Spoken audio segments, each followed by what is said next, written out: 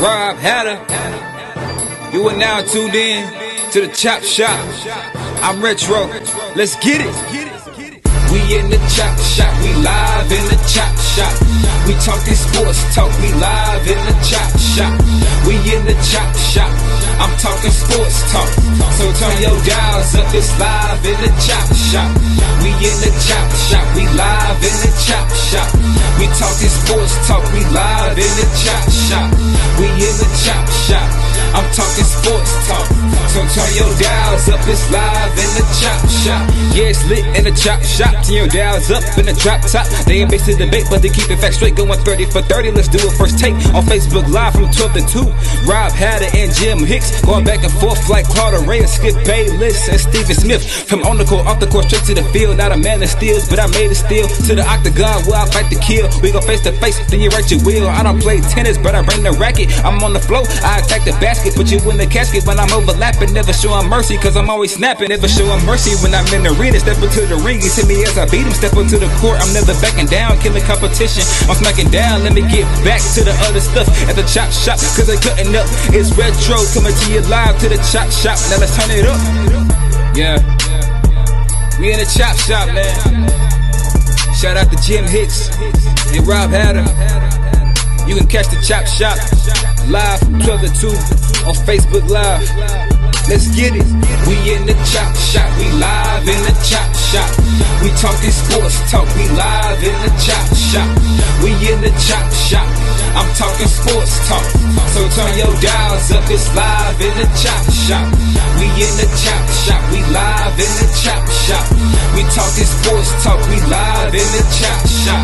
We in the Chop Shop. I'm talking sports talk. So turn your dials up. It's live in the Chop Shop.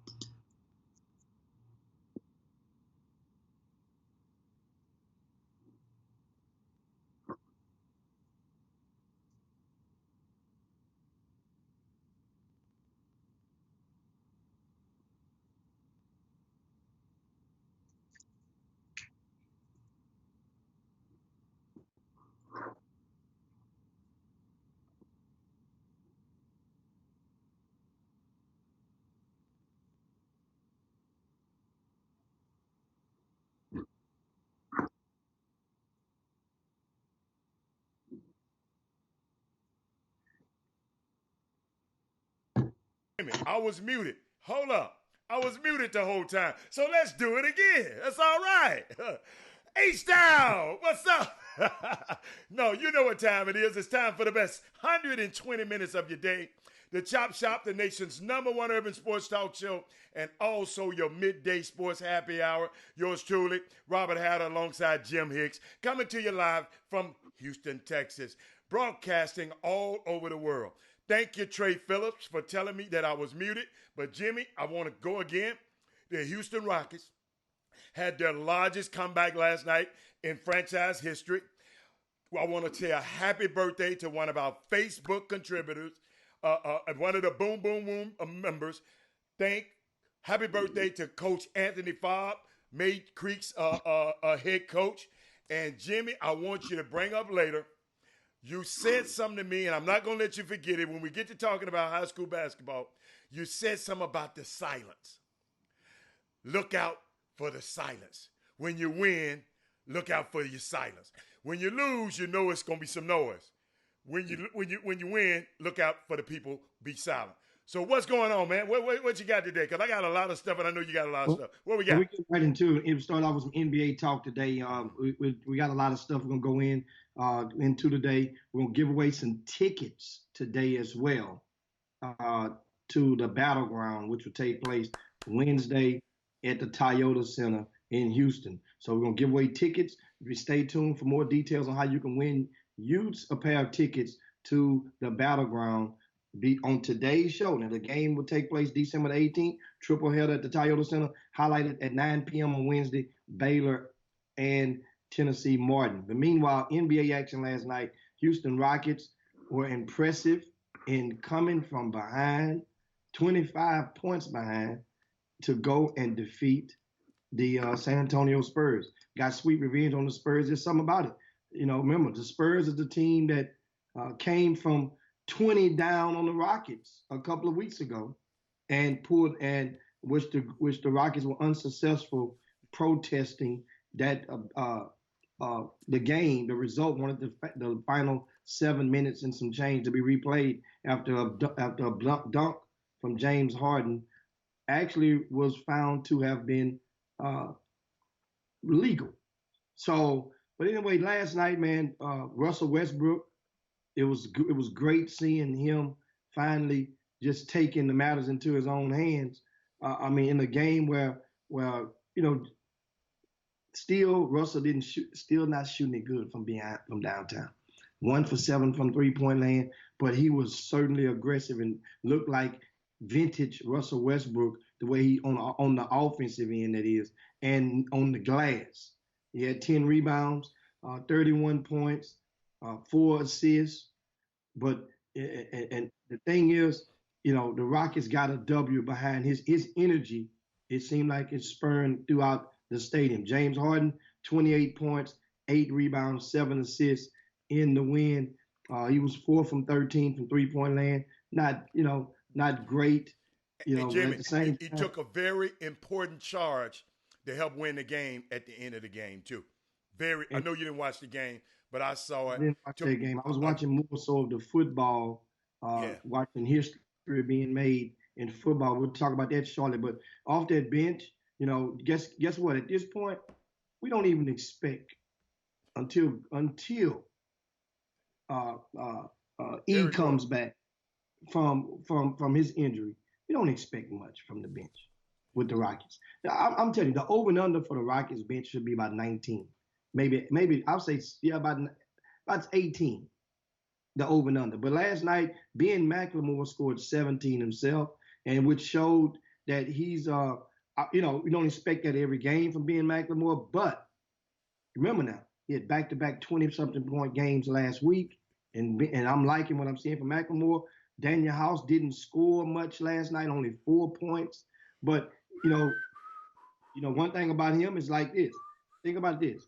If Ben McLemore giving you that 17-point game, that's one of those games where Daniel House can give you. But just imagine, we will wait maybe once every third game. We all, as Rockets, you will see Ben McLemore and Daniel House clicking at the same time, and then that will result in a double-digit win. That's the thing. Both of those guys have to be clicking at the same time. Austin Rivers, I don't know what happened to him last night. He only played 11 minutes, 2 points, 1 for 5 from the field. Other than that, Tyson Chandler, another DNP for him. I thought that Tyson Chandler was going to be a good. I really did. I thought Tyson Chandler would have provided the Rockets with Dwight Howard type productivity. I really did, because now Tyson Chandler is turned into Nene. Hell, what we need Nene for? Tyson Chandler doing the Nene role now. I understand he's old. He came out of high school into class of 2000 and was it 2003? I think, or 2001 or 2003 when he came out of high school. But Jimmy, once again, hey, did you see Jimmy? Who would he come in for? Capella, right? Yeah. Because let me tell you something. Capella, he's playing a lot of minutes, man. He's playing a lot of minutes, but he don't do nothing. Yes, so he does. Jimmy, he don't do nothing. All he do is run from rim to rim. He don't do nothing that much. Yeah. He don't do nothing. What are you looking for Capella to do? No. But I'm just saying, he ain't called up on the score. He ain't called up nothing to get rebound, get a dunk, and play some defense. So guess what? His 40 minutes ain't like everybody's 40 minutes. Well, one thing I understand something. Once again, like Capella last night, 15 and 15. One thing you're saying when you mentioned saying don't do nothing, he's second in the league in rebounding. Jimmy, listen, you know what? It's a difference between listening and hearing. I said he don't have to score. He don't have to. We don't even look for him. All he got to do is run from rim to rim, get a dunk, get a rebound, and go. And hold up.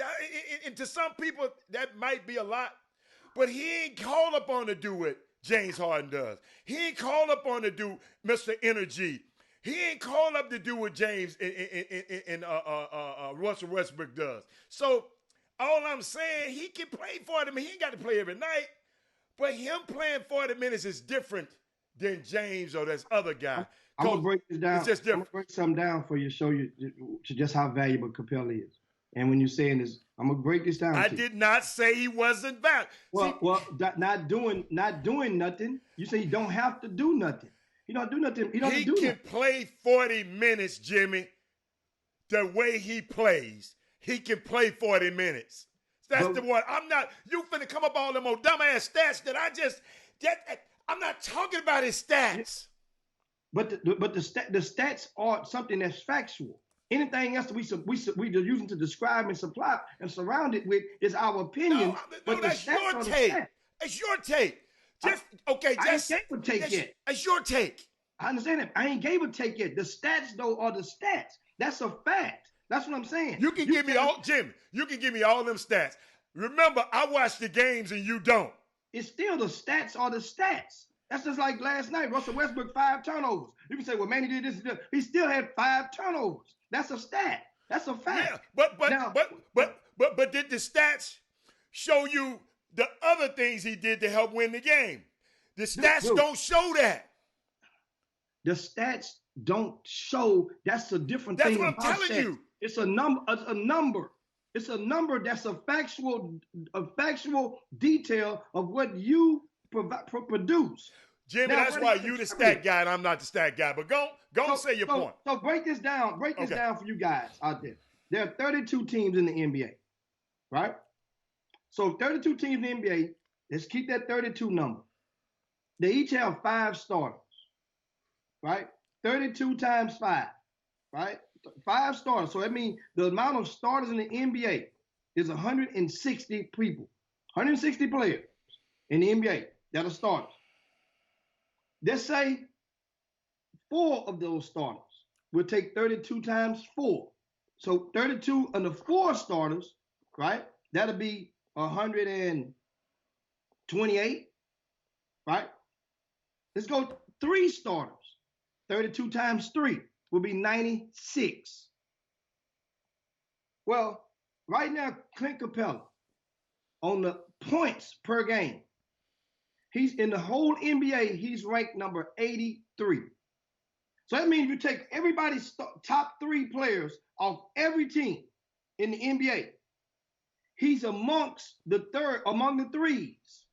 He's right in great position among the third wheel of every NBA team in the NBA.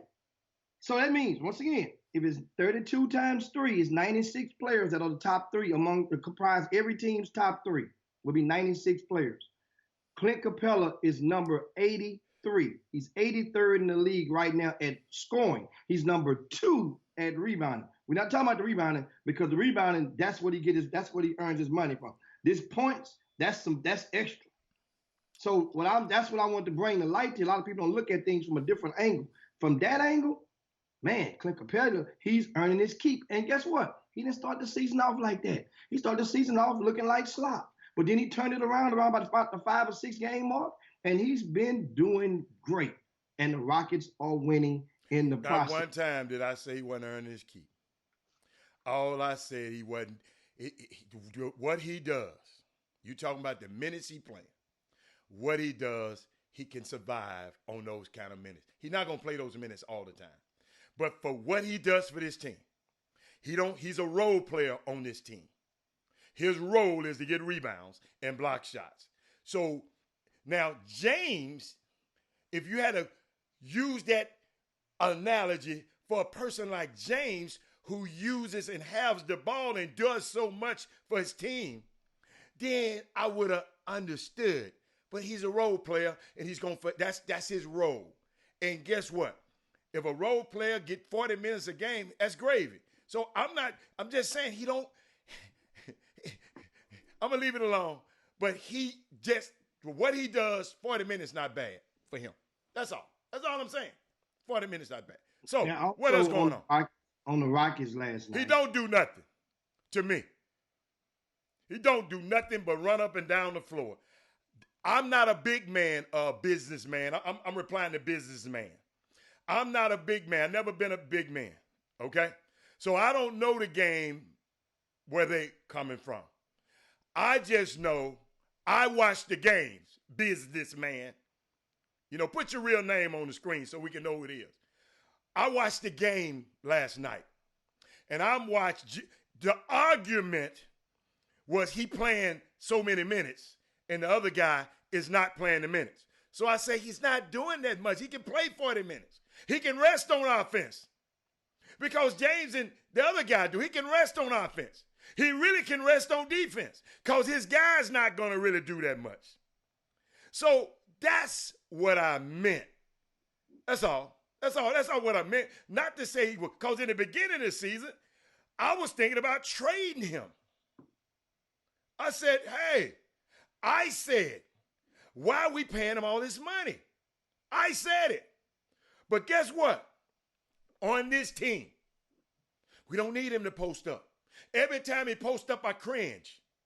So he don't have to expend no, Jimmy, that's energy when you post up because you're fighting with the other guy. He don't have, businessman, let me teach you something about the game. He don't have to extend no energy posting up. Now, you do have to extend energy blocking out. So that's all I'm saying. That's what I meant, he not doing that. That's what I meant. I didn't mean he just heavy trash, but that's what I meant. So, Jimmy, we can move on from that. I don't even want to talk about that mess no more. What else we got? Well, I want to remind you, Clint Capella's in the top 7 in block shots as well in the NBA. Okay. So he's manning the house on that end. Still a role player. Now, also something else in the game yesterday, the Rockets and the Spurs. You guys noticed, beginning of the game, Dejounte Murray had something on his chest about James Harden. Dejounte Murray has ties in the Houston area. And you can just tell by the look in his eyes that if something was going on before this game. Now, you didn't watch the game, so how could you tell? By highlight, you didn't watch the whole game. The look in his eyes when he pushed, during their tangled confrontation, the look in his eyes and his demeanor. So he got some haterade like you and the rest of the people in Houston. That's what you're saying. I just say something. Yeah. Okay. Existing. Okay. That was too early in the game. It was a simple steal. You made the layup on a steal. For that type, I can see that was the fourth quarter in the game on the line. That was the first quarter. Something is going on between them two. For him to hey, do me a favor before you come making an assumption like that, man. I know that's your opinion because that's the way you think. Go watch the whole game. Do me a favor. Turn off the football and watch basketball. If something happened, didn't you see James push him twice? Did you see James push him twice? James bumped him twice. At what point? Before he stole the ball? After he stole the ball.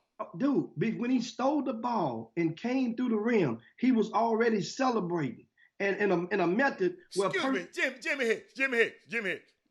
James Harden is arguably the best offensive player in our era. If a scrub like him, steal the ball from him, of course he gonna have some. Arguably the best offensive arsenal in the history of the NBA, and you steal his ball, and you gonna have a dunk. What you supposed? I mean, play like you've been there before. And James just bumped him and bumped him again, and he gonna push him out. All he did is pushed off like a little gal. What was so profound by that? Dude, I'm telling you. You know I'm gonna find the video. Okay. I don't care what you say. I don't believe that. Connect dots. Didn't James Harden have a relationship with one of those Kardashian girls? Yes or no? right? Didn't Jonte Murray, didn't his ex-girlfriend is one of those part of that Kardashian clique who lives in Houston. So because you guys didn't understand that, that's what that remember now. Now he went and had a baby unbelievable. and did the Carmelo Anthony on the young girl, and that's why unbelievable. I cannot yes, believe. Yes or no? I can't yes believe that's no? where you went with that mess. What do you mean? What do you mean? That's the angle. That's not a good angle, Jimmy. Dude. I'm telling you that something. I'm pointing the angle where people can understand that these guys have had a pre-existing relationship before. A lot of these guys have pre-existing relationship. I'm talking about in their personal lives. Something. Hey, Jimmy, I'm finna tell you something, and I'm gonna leave it here. Your timeline is off. That's all I'm gonna tell you. Your timeline is off. No. I'm not talking about at the same time. When James was dating Chloe, at the same time, and him dating, your timeline is off. So tell me this, Hal. You really believe that James Harden, that he didn't just clean his spoon off? He ain't dipped that spoon in that soup bowl no more. You think just because you think that she ain't? You think that he ain't just Come on now. So you think he's still dipping his pen in the company ink? That's what you saying. No, and I say at least once during the span when Lil Daddy was with Lil Mama. And that's what I'm saying. Boy, the more I teach you, the dumber I get. You be cum laude, boy. I see you out there, Baron Crease out there, and Melvin Dudes. I see you, Coco, then Chaka in the house. Michael Jordan says like Oprah. And you get a Kardashian. Oh my God, boys! But we're going, Rob. We're talking NBA talk today, and also last night something special indeed happened, and that was the Greek Freak. They lost, took Dallas lightly, took a loss, but this guy is continuing to explode. Explain to you, I got some stats from what the Greek Freak provided last night in that loss. Here's what he did. He's the only player in the NBA history as it stands to average 30 points, 12 rebounds, 5 assists, 1 steal, and 1 block a game. The only player, the first and only in history at this point to average that. He's one of only 3 to average 30, 12 rebounds, 5 assists. The other 2, Wilt Chamberlain, Kareem Abdul-Jabbar. Mind you, Greek Freak plays 10 minutes less per game than those guys. And all eyes, these type of stats come up as we head into Thursday's showdown between the Milwaukee Bucks and the Los Angeles Lakers. You know what is so odd? You know, it's so odd. James Harden been breaking records all year. And you had not put not one of his, you ain't mentioned not one of his accomplishments. He been creeping up on Wilt the other night. He had 50 something in both games. You didn't mention that. But you gonna mention the Greek Freak in a loss, scoring 40 some points in a loss? No. I didn't mention. Dude, you showing. Oh my goodness. Hold on. Not one time did I just mention how many he scored last night in the loss. I'm mentioning to you the plateau for which he's attained over the season. But you talking about him. Let me tell you one reason. 24-4. That's why. 24-4. But talk about LeBron now, because LeBron record's better than that. One game, but it's better. And rightfully so. We can speak on LeBron. Hey, hold up. And they got beat by Luka Doncic's team, and he wasn't even there last night. Porzingis beat him last night. So talk about that. Once again, I don't think you understand what I just said. I did not mention his output last night. I didn't read you guys a stat line last night. I'm explaining you guys the plateau for which he's attained, the only player in history. 30, 12, 5, 1, and 1. The only. And by playing, understand something, and he's playing 10 minutes less per game than Wilt Chamberlain and Kareem Abdul-Jabbar did. And those are the only 2 to average 30, 12, and 5. Oh, my goodness. Dude, dude, the workload is 10 minutes a game less, and his productivity is there. Once again, those are the type of numbers that go. What I'm talking about last night, he got beat last night. That's what I'm talking about. And that was their fourth loss. Yeah, without Luka. Jalen Brunson had a double-double last night. Come on, man. Jalen Brunson, really? Jalen Brunson. He had a double-double? Hell, Ben McLemore had one too last week. Hey, Ben McLemore playing with the greatest offensive arsenal known to man. He should have. He gonna be wide open. Jimmy, ain't nobody guarded Ben McLemore yet. Let me repeat that. Dude. Excuse me, I'm sorry, they don't like. There has been no one to have guard Ben McLemore yet. You know why? Tell me why. Because he got the greatest offensive arsenal known to man on his team. So they leave him wide open. That's all. So they leave him wide open. So they're leaving him wide open. They leave PJ Tucker wide open. Yeah. They're leaving Clint Capella wide open, right? Yeah. So I mean, everybody playing 4-on-1 against Harden then, right? Yes. Come on, man, stop. Better watch the game. Stop. Better watch the game.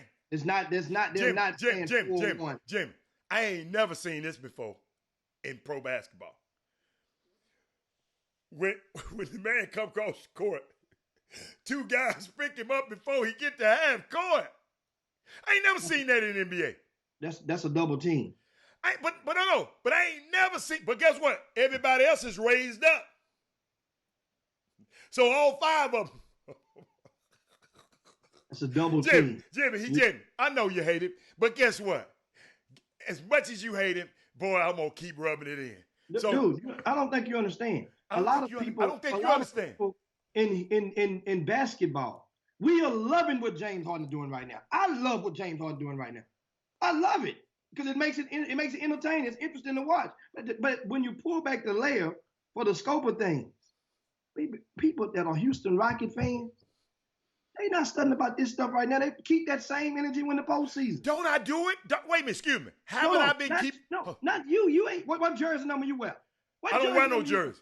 Okay, number 13 for the Houston Rockets. Keep that same energy in the postseason. That's all. Jimmy, what if I tell you his stats in the postseasons against Golden State? Hold up, you the stat man. Dude. Can I finish?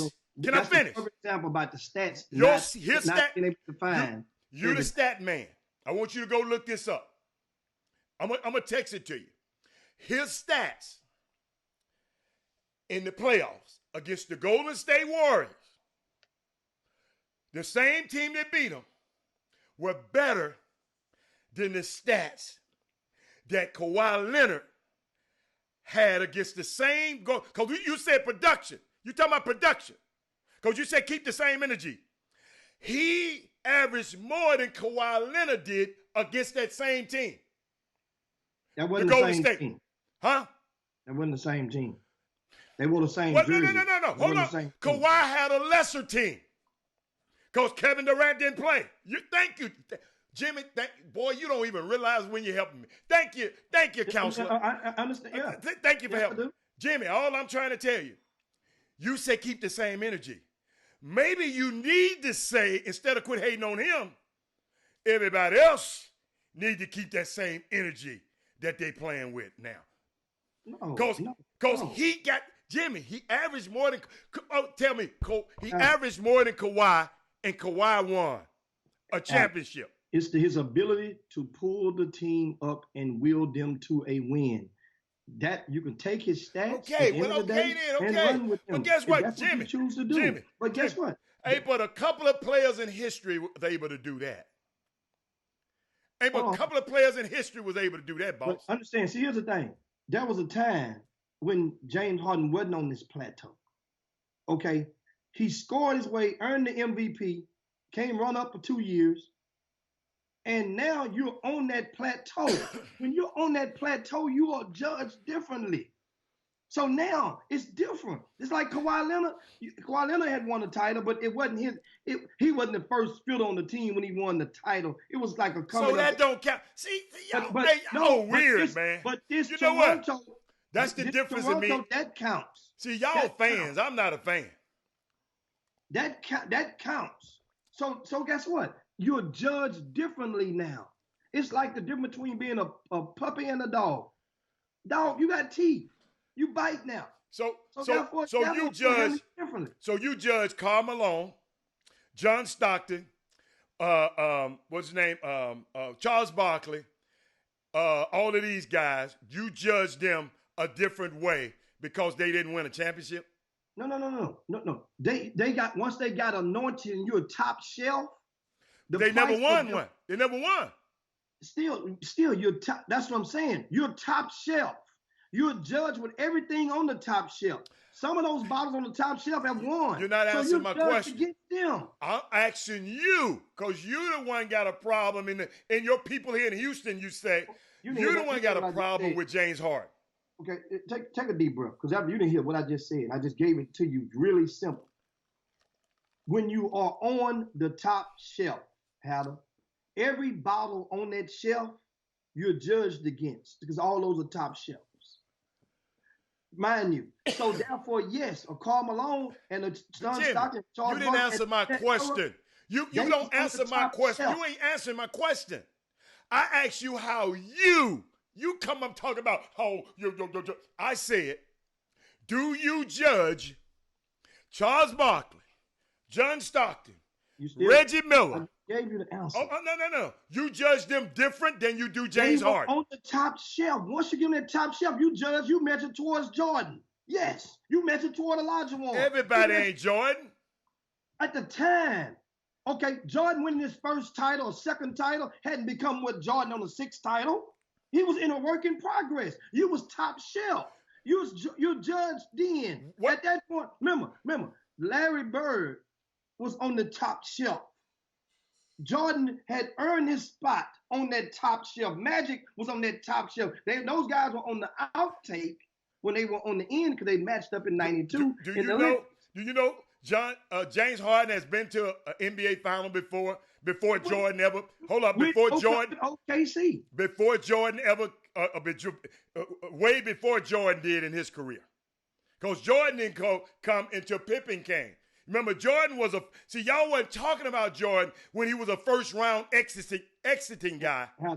Didn't I just say that at some point in time, when Jordan won his first title, that put him on the top shelf. He was on that shelf then. But you have to win. Jordan won himself to the top shelf. James just being good. No. James earned his way to that top shelf by his scoring prowess. When he got the MVP, because at first do you trade these points to win us some ball games, I'm saying to get us over the hump because we were winning the regular season. Do you trade that for us to get us to the Western Conference Finals? So this is the thing, in understanding. So with him, James Harden, you are now on the top shelf. You've been on the top shelf for 3 seasons. So that means you're judged differently. They're not judging you in accordance to let's say Jimmy Butler no more. That's I don't judge no players. I see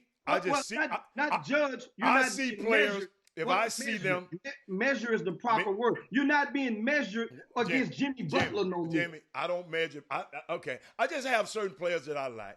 And he just happened to be one I like. But it's okay. So where we go? Where we go from here? Where we go? And I also want to remind you guys, don't forget we're going to give away some tickets to the Battleground. Well, let's give away some tickets now. Let's give some now. Let's give away some now. You got a telephone number they can call in and everything. Crank that up over there. 832. Yeah. 264-1500. Put that number on the phone for them to call in. 261 what? 832. 264. 1500. Okay. And that's the number to call in to win your pair of tickets to the Battleground, which will take place Wednesday at the Toyota Center. Once again, 264 1500. That's the number directly to call directly into the hotline on the Chop Shop, new hotline. Welcome you guys to call in and give your take and whatever you want to talk about. Meanwhile, we go to some more NBA news. Well, basketball news, that is. And Donald David Stern, guys, it don't look like he's probably going to make it in critical condition after having brain surgery early this morning. And so that's sad, you know, although we embrace the new commissioner of the NBA, right? I heard that. Yeah, they call him on them tickets bad. I ain't mad at him. Well, there you go, Haller. We're gonna get them fired up and give them a chance to get these tickets. Welcome to the Chop Shop. How you doing? This is Clarence Harris. What's going on, Clarence? Can you hear him, Haller? Yeah, I can hear him. Don't get Clarence Harris no ticket. They got talk to us, Clarence. Now. Talk to me. I want to go support my man. If I got the tickets, that'd be great. What team? What team are you want to see in this matchup? I mean, I want to see UTSA just because I heard a lot about them a couple of years just going through this recruiting process. But of course, I want to see Baylor. Okay, and anybody you know from either one of those teams, or you following in particular? I don't. I just know, like, y'all clearly let me know every day that we got a couple of Houston kids on there. So I want to go check them out. That'll force me to go if I get some tickets. Well, guess what? It's your lucky day, Clarence, and you're the winner of 2 tickets to the Battleground. And what we're gonna do is we're gonna save that and send. When you get off the line, to send your a text, right? And we'll give you information on how you get your tickets. There they go right here. I'm holding them right here in my hand. Tickets for you and somebody. Who are you gonna take to the game, Clarence? I'm married. Okay, so who you gonna take to the game? Ain't nobody ask you was you married or not. Okay. Yeah, ain't nobody asked me if he married. Yeah. We said, who you gonna take? You gonna take your wife? Yes, sir. I'm taking baby with me. There you go. I mean, guess what, man? We appreciate you calling and sharing your thoughts. I mean, and supporting the Chop Shop. Make sure you spread the word about the Chop Shop, and tell us, you know, in one sentence, what's your midday sports happy hour, Clarence? The Chop Shop. Hold up. The hat and the hat.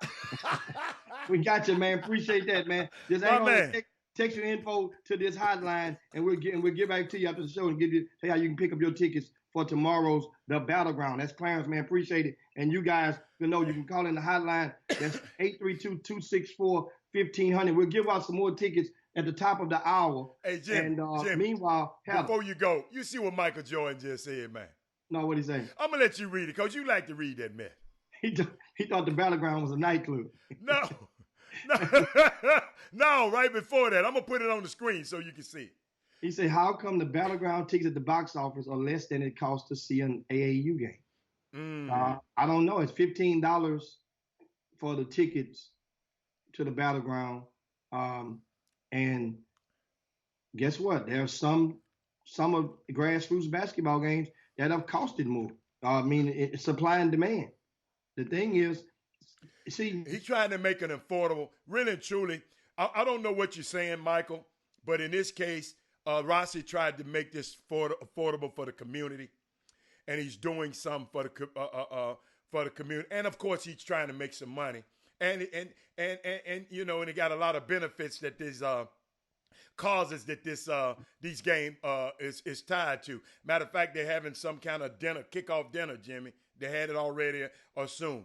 So, but that's a good question. And he might have sponsors. Most of these AAU tournaments don't have a lot of sponsors. And them referees and Michael Jordan, if you know some referees, these referees charge you. Then you got to have insurance. Then these venues charge you to go in these places. So in order for these people to put on an event, you got to be. But I have never heard of a AAU event that I've been in, unless it's Jimmy, I don't know too many. It's over $15 You know, because I don't usually pay to get them no way. But I don't know if it's that many over $15. Yeah, like I said, in different states, not in Texas, but and once you go out of state, you go to the Las Vegases and the Californias and the New Yorks. Well, the cost of living higher there, Jim. Yeah, and so you see that regularly. Those guys pay that type of, but at the same time, that same ticket for a college triple header won't be $15 as well. So is one of those things that's supply and demand. And the thing about it, a lot of these events are streamed live. So guess what? If that ticket is too heavy, then you stay at home and you watch it online. But at the same time, in this particular instance with the battleground, as I said yesterday, I mean, this is a Rossi Karen has been beating the streets. Yes. To try to promote this event. And if nothing else, when you see a guy beating the streets like that and trying to promote his event like that to that magnitude, I mean, least you can do is try to make an attempt to support his efforts, meaning that his input is way out there. I'm gonna let my output be somewhere, man. I'll chunk you $15 to come and support you, and so. And Herb Baker said exactly. They charge more in Dallas to watch high school kids as opposed to there college. There you go, Herb. That's the thing. But now, also last night, yesterday, shift gears and talk a little NFL talk. We mentioned the New Orleans, a great performance from the Saints last night. But first, before we get into that, how about Gordon being banned indefinitely from the NFL? That's Josh Gordon, the wide receiver, for substance abuse and PEDs violation. 2 in 1. And Adam, have we ever saw drugs take a star down so fast as Josh Gordon? Yeah, we've seen it. In the social media era, we've seen it. It has happened. It took Lou Lloyd and Mitchell Wiggins down. Took several more other guys down. In NFL. NFL. No. Okay, in the NFL. Now, I'm talking sports because I'm looking at it different. Yes, it has. It's just this kid just got a serious sickness, Jimmy. And I'm not gonna. I would say borderline sickness, addiction. Addiction is a powerful thing. If you ever been around it, and if you ever been around people who've had it, Dexter Manley. Thank you, Troy. And it's some more. I on the tip of my. I can't. If y'all have more, just put them on the screen. Jimmy, it's a sickness. This kid, if you ever meet him, Jimmy, he want to do right. He want to do right. I've had the pleasure of meeting him before. He just sick. Substance abuse is nothing to be frowned upon. Everybody has been affected by it. Everybody. Every family has been affected by it. It's a sickness. I'm not a psychologist, so I don't know the medical term, but I've seen people just forget about everything. Think about it. One of our most celebrated men in this basketball community, John Lucas, he talked about how it ruined his career. I know that's not football, but dude, it takes over. It takes over you. And because I bet, Jimmy, see, we just talking about football. Jimmy, it's some doctors and some lawyers and some Indian chiefs and some people that's some airline pilots. Jimmy, they have succumbed to this substance abuse. And a lot of the PED stuff come in, Jimmy, when you try to mask it. When you try to mask what you're doing. And so it's just it's an unfortunate situation from a young man that needs your prayers. He don't need you to talk about him and talk about he ain't this and he ain't this. You know, he really, a guy like this, he know is wrong. And he can't help it. Can't help it. I mean, I'm thinking about is different. He's on a team that's a candidate to win the Super Bowl. Don't mean nothing. Don't mean nothing. I'm just saying, but the atmosphere in the locker room he was part of a winning atmosphere. So it's like, and this didn't even matter. Jimmy, I don't think you heard me. I think I was just talking. You must have been tweeting or whatever you was doing. Jimmy, it's in a sickness. You can be on a team, a great team, and still be sick. You can be the president of the United States, and we know he's sick, and still be sick. Yeah, but Haller, most of the time, in most cases, when you fall off the wagon, that's why they got the saying, falling off the wagon. When you fall off the wagon, normally something triggers that. Something triggers that from where it be, from a stress, from being extremely too happy or being extremely too sad. Jim. That's normally among the drug. Jim, this man abuse. Being caught and suspended 5 times. So imagine the times he been caught, the times he wasn't suspended, the times that they didn't talk about it. You sitting up here thinking he went off the wagon. Jimmy, he's sick. Alan, he had to be clean for the Seattle to get him. And he also explain the policy. In the drug policies, according to the Players Association, once you have produced a dirty urine, you forfeit your normal sampling. Let me tell you something about drugs. 1 day at a time. That's all they say. If you ever go look up that, it's 1 day at a time. 1 day at a time. Jimmy, that he ain't fell off the wagon. I'm just telling you, the guy's sick. The guy said, well, Jimmy, you didn't hear me. I say he tries. He wants to do right. You trying to make him out of a villain. I'm telling you, Mr. Shamer, he wants to do right. How you know you want to do right? Jimmy, I met the guy before. Okay, that wasn't November when he just went to the Seattle? I'm telling you, the kid wants to do right. I'm telling you. Just like I'm telling you something I know. Like you tell me about this high school basketball, you know. This kid is just, dude. I don't know if it's mental illness, because I don't want to throw that out there. But I'm just telling you, you can call it fall off the wagon. That nigga done fell off the plane. He ain't fell off no wagon. He done fell off. That guy is a habitual guy. He can't handle it. He tried. He said, oh, I'll get clean for a month. I'll get clean to pass this test. And Jimmy, 2 or 3 days later, he just show up missing. And they know what's going on. That's all I'm trying to tell you. I mean, that's all I'm trying to tell you. And guess what? Clarence Harris just said he rich. He can afford to get clean if he want to. But he got to step away from this game. He got to step all the way, and now they making that choice for him. And said, man, go get your life together, son. Go get your life together. This dude, it's like, Jim, it's like, look, what's the dude on New Jack City? He like the little dude Pookie, whatever the little dude.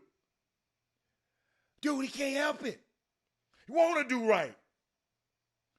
But them drugs ain't, unless you've had family members and been around people that happen to, you'll understand it. Jamie, how can you explain somebody coming in your house that love you to death while you out of town and know you out of town and selling everything in your house, love you to death and selling everything in your house?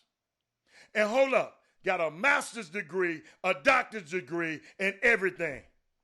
And you come back on a road trip, somebody in the street. And hold up. At that juncture, you have hit a different turn in it. There's different layers of the addiction. When you get to the part, you got stealing, you got going to support the stealing, the habits, all of that. Yeah. So that's what I'm saying. So I'm you get just to that point. I'm explaining you. These people repeat normally it. wouldn't do these things. But then it escalates. That's the thing. After certain, you might have habits, but the habits escalate, and it escalates sometimes to places that you didn't see before. That's what, like some people. You realize there are some people that every one of you guys out there may know, have been doing drugs for years, casually, right? But it don't affect all people the same. Now, at some point in time, it will take something to trigger them, and they're gonna put a little something extra in their drug, or they're gonna go and double up on their drug, or they're gonna go and say, you know what, and be in the hell with it and lose and lose, close the curtains real tight, and don't know whether it's day or night, as a result of the drug. Jimmy, this kid here, man. All I'm gonna tell y'all, we're gonna pray for him. That's all I can tell you. We can say they victim shame him and all that. No, he got like Clarence Harris said, great. He got enough money to get it right. It's a different animal, man. Just talking to people that surround him and tried to help him. I mean, he had some good people in his corner. Chris Carter, all of these guys, man. Chris Carter had to overcome it. He almost gave, that's another one. He almost gave his career away. You know, and then he go up there and mess with the women up there on Fox. He gave his career away. Jimmy, you remember I told you, I always tell my athletes, there's 3 things can get an athlete. Drugs, alcohol, and women. Them things right there, if I can navigate my young athletes through that, and nothing against, not against the women, because the women, y'all just being women. But some of these guys just can't handle their attraction to y'all and the things they'll do when they see one of y'all they can't have. So, but you know, and Jimmy, and like I said the other day, Antonio Brown, that's another situation we're gonna have to look. I'm telling you, that thing they're gonna escalate into something. So think of Antonio Brown, right? And let's say Antonio Brown, if it was to come out tomorrow that Antonio Brown is stopped, just hypothetically, not wishing it upon him, but let's say if a story was to be released that Antonio Brown was stopped and he had drugs in the car, casual drugs, not distribution amount of drugs, but usage type of drugs, the amount of drugs, I mean, how many people would be surprised? Not Nobody. very many. You know why? Because now a lot of people, based on people in the league, remember, I think one of the commentators on ESPN had made a statement when the Pittsburgh Steelers opted to sign him to that large contract. And that guy predicted, and he received a lot of flack because it probably was wrong. He piled on him and it seemed like he was hating. But he said he had predicted, I don't remember the exact words, that they paid the wrong guy. Oh, you're talking about Ryan Clark. Ryan Clark Yeah. said that about him. And Ryan Clark, what did he say? All he said, because Ryan Clark played with Pittsburgh Steelers. Okay? He's a cornerback. And all he said when Antonio Brown first came in the league, young dude, balling. But Ryan Clark know him better than the other people on the outside. And he just told the coaching staff, he said, man, you can't, that guy there, when y'all pay him, he's going to be a problem. When he ever gets some real money, because he was on his rookie deal, he said when he ever gets some real money, he going to act a fool. I promise you. On cue. Soon as he signed that new deal, that's when he starts showing up at training camp with a vintage Rolls Royce. That's how he showed up at training camp. And a vintage Rolls Royce, he's sitting in the back, and an older white gentleman chauffeur driving him, pulling up to the thing. Then the next year, he came on a helicopter with his wife and kids and landed on the property. Then the next year, he came in a hot air balloon and landed, and landed at training camp. So Ryan Clark told him a long time ago, when you ever get that guy some money, he gonna act a fool. And guess what? He went on Twitter as what he loved to do, and called Ryan Clark Uncle Tom and all that. Dude, come on, man. Just because, I'm getting so sick of this cancel culture. cancel, not cancer, cancel. Anytime somebody don't agree with what you say, you just cancel them. Oh, I ain't listening to him no more. I don't like him no more. I don't like him no more. Jimmy Robert made me mad on Chop Shop. Oh, let's cancel them. No, man. Dude, it's all right for somebody to disagree with you. And what we have right now, Jimmy, we got young men out there. Think about it, Jimmy. With means, got money to go to the Mayo Clinic. Got money to go and get fixed. But Jimmy, that's why I say it's a sickness. And Jimmy, they ain't gonna never realize it until they realize they're sick. See, Josh might, he want to, but he just gotta get high. That's what they told me. He don't like himself when he's sober. So that's why I said, Jimmy, it might be a mental issue, mental illness issue. The kid don't like, Jimmy is coming out every day. Jimmy, in the next coming month, you're going to hear of some more NBA players come out. LeBron just told you he was suffering from anxiety. And when LeBron come out, you know it's somebody else going to come out. So these guys got a lot of problems, dude. And got a lot of situations that come at them. And a lot of people just not equipped to handle it. And they need help. So that's it. One thing, guess what? He got plenty of time to get him some, and one thing, a lot of people, when these guys are making the money that they're making, I understand NFL players doesn't necessarily make on the average the amount of money that NBA players make, but the fact remains that normal citizens are going to, unless you are a fan of that particular organization or of the college for which one of these young men played at. A lot of people, these people are not feeling sorry for these guys because an opportunity is there and the people around you see and know what you're doing, and in some cases enables, and that's where we are. But anyway, guys, last night, how about Peyton Manning became the all-time Drew Brees. I'm sorry, Drew Brees broke Peyton Manning's record, the all-time leader in touchdown passes, right, last night. And also, what he go, 29 for 30? Yes. Dude missed one pass the whole game, guys. Did you see the pass he missed? He threw that one bad. No, I didn't see the one he missed. The one he missed, he threw that bad. I was watching the game, but I wasn't watching every play because I was going back and forth. You had the Rockets on last night, and so it was going like, but dude, that was special. That was a hell of a statement for the New Orleans Saints last night against the Colts. Remember, this Colts team, the same Colts team who beat the stuffings out of the Texans in Houston earlier in the season. I understand the different teams have a different but this same Colts team that was in first place at one time, I think, in the division. But man, it was 34 to nothing when I turned it off. It ended up being 34-7. But boy, Drew Brees. Jimmy. Michael Thomas. Michael Thomas. Yes. Dude. Yes. Dude, once again, when I was mentioned earlier about top shelf, he's top shelf. Jimmy, why they always leaving him open? It seems like he always open. They got other options out there, Heather. There's other options. You got to pick and choose.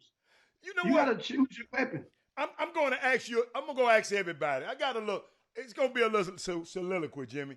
I got a trivia question for you. Name the one NFL quarterback that was a number one high school quarterback, and then he went to college. He won a bunch of games, had no critics, went to a power school, and he went on to be the number one draft choice in the NFL draft, and he was perfect there, and he had very few speed bumps in his life. A lot of support, not a lot of critics, high school great, college great, number one pick in the NFL. I mean, it was smooth sailing for him. Matthew Stafford is that guy. His career now, he close to the 18th hole, Jimmy. It's because Matt Stafford, he had, it wasn't that he lacked talent, Jimmy. Remember what I said, Jimmy. Number one high school player, number one college player, number one pick in the draft. But maybe it's because he never had the mettle and the intensity it needed to be. He ain't never been told he was too short. like Drew Brees. He ain't never been told, I'm going to put you at quarter. I'm going to put you at running back. I'm going to put you at wide receiver. Folks, Drew Brees is a Hall of Fame quarterback. That's where he came from. Guess what they used to say, Jimmy? See, I don't know if you were following football back here. You're too small. He was a second-round pick, but Jimmy, he was one of Texas' greatest high school quarterbacks. And nobody offered him a scholarship here. He had to go up to cold weather Purdue, Jimmy. His first NFL team, you know who it was? The Chargers. And then the Chargers chose Phillip Rivers. Then guess what he wanted to do? He wanted to go to Miami. But Miami didn't want him. They say his shoulder bad. I don't know if you remember, he had a little bad shoulder. So guess what? He goes to New Orleans. And I want all these New Orleans fans to hear this. He goes to New Orleans, a losing franchise, with a bad front office. He gets a coach nobody knows, Sean Payton. He's young and with a lot of energy. And then guess what happened, y'all? Katrina happened. A natural disaster. They moved the team out of the city. And now he's the all-time leader in touchdowns. 5'11", maybe 6 foot. That's Drew Brees. And I never forget, y'all, the NFL media and the media, they always overreact, be overprotective of like overprotective mothers of the NFL quarterbacks. Lamar Jackson dropped in the end of the first round. They asked him to work out as a wide receiver. But guess what, Jimmy? That's exactly the formula for legends. Think about it. Tom Brady, right? 6th round draft pick. Aaron Rodgers. He had to go to junior college first, Jimmy. Drew Brees was afterthought. And I'm just sitting here. We always want to be the 5-star, and it's good. We always want to be, they use that overlook. You know how the people say, you overlooked me, Jimmy. You use that few like Jimmy Butler. Jimmy Butler told you, didn't he, Jimmy? He said, man, I used that as fuel when you didn't rank me. But you came to me and told me, because I didn't see Jimmy Butler in high school, you told me, Robert, he just wasn't that good. Robert, he went to junior college first. Duh. So that's all I'm trying. What I'm trying to make. When you go through some kind of adversity, that's what legends made of. Some of the greatest quarterbacks, they went through it. Matt Stafford, he didn't have to go through nothing, Jimmy. That's why and guess what? When things get bad, he don't know how to get through. He's a mediocre quarterback. Half of these people don't even know what Matt Stafford is. But I just had to get that off my chest, man, because people always talking about they draft even the Ravens. The Ravens had 2-3 chances to get this Lamar Jackson. They took a tight end before Lamar Jackson. Jimmy, and guess what? The tight end is on the bench. and Lamar Jackson is about to be the MVP of the league. So that's all. I just wanted to hit that with Joe Burrow. Jimmy, I'm telling you. Jimmy, I don't know. Did you hear that speech, Jimmy? I heard a portion of the speech, oh my God! Whereas he acknowledges his hometown back in Ohio, yes, and that's what it does. As a result, over $200,000 has been donated to the food bank in the town. So, and I got something for you, Jimmy. I've been watching it. What it does, it shows and proves that the platforms work. Yeah. So when people say, think about this, the platforms work. Mm-hmm. So once again, when people go and say, well, why would you say this there? Why would you do this there? Think about it. So some people could have took it a whole different way. Why would he say, talk about them people back there? That's social economics. That was social economics right there. It works. Those platforms.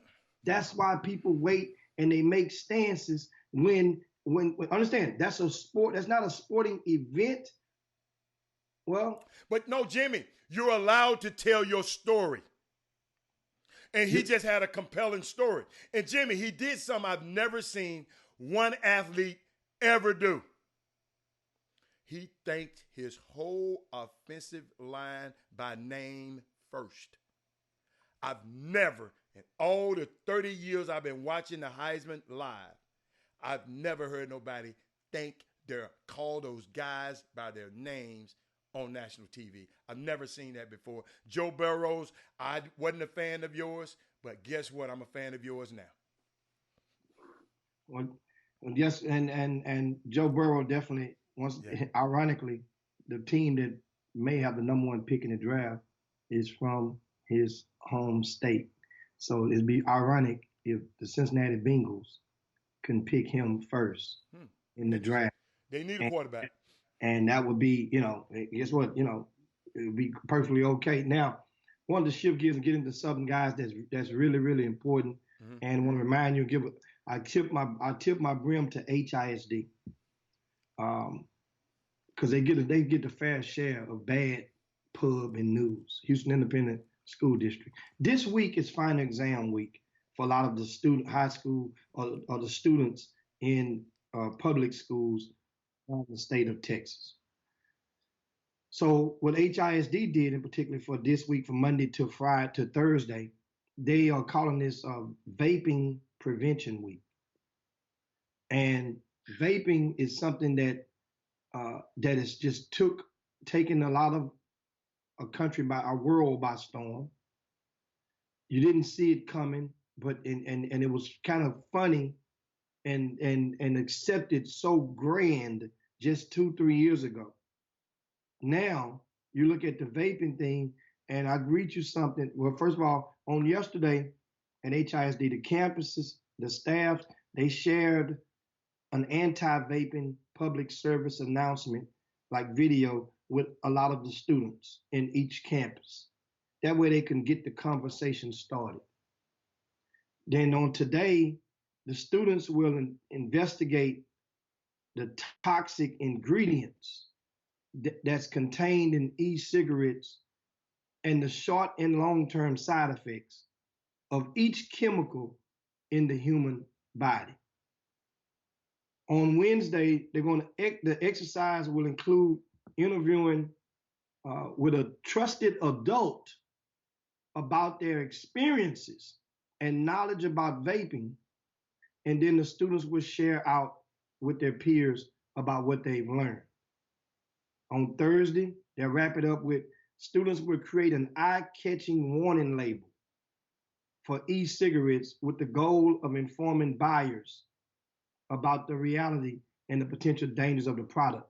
And so what I want to share with you guys, according to the Centers for Disease Control and Prevention, the CDC,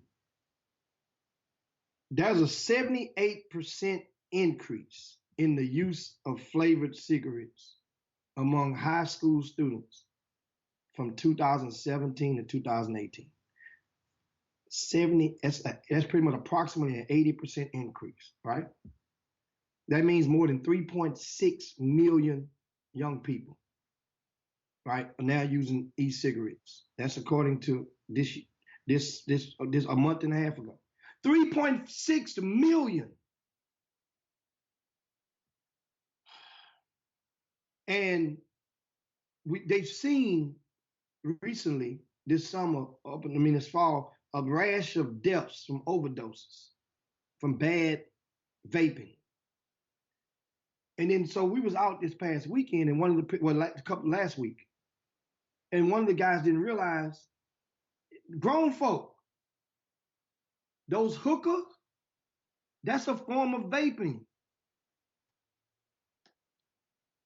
Hookah, you know what I'm talking about, guy. That's a form of vaping.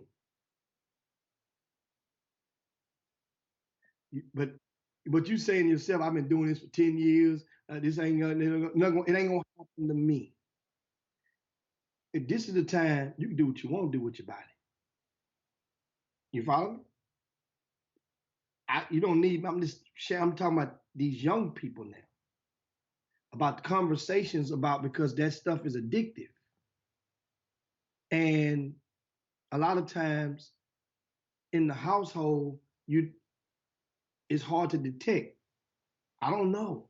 I don't have kids in my household that's vaping. I don't have kids in my household, so I know I don't have kids in my household who's vaping. You follow me with that? Because I don't have kids in my household. So for those of you who do, maybe a conversation needs to be had just to check them and see where they are. And a lot of things, what I learned is, if you really want to know about your kid, it's always a kid in the group that'll snitch on every pack of kids out there. It's always one. You find that kid in the crew at school.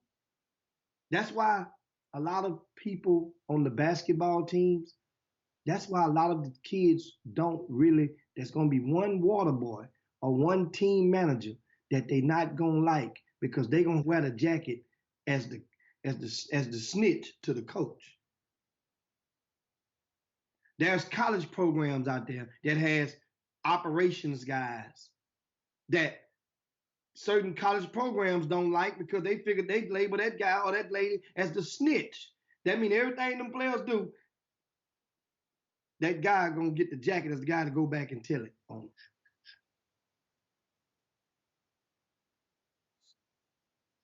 I mean, understand, this happens.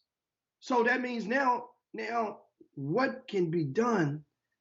Guys, is it that bad out there amongst the student athletes? With these stats I gave you about students and the teenagers, but is it that bad among these youth that are playing ball, as far as the drug usage and the vaping?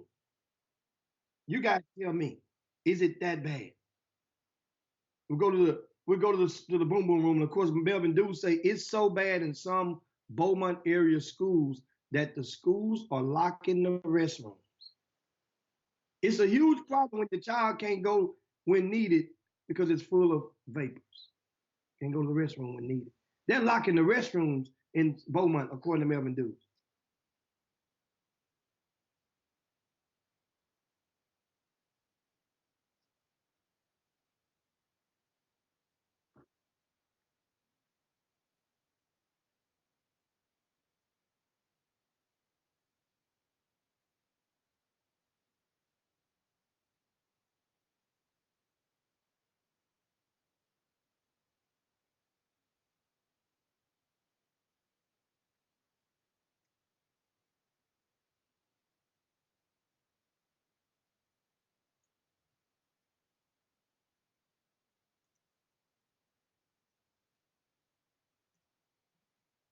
And of course, Freight says, I have a number. Oh, I'm muted again. My bad.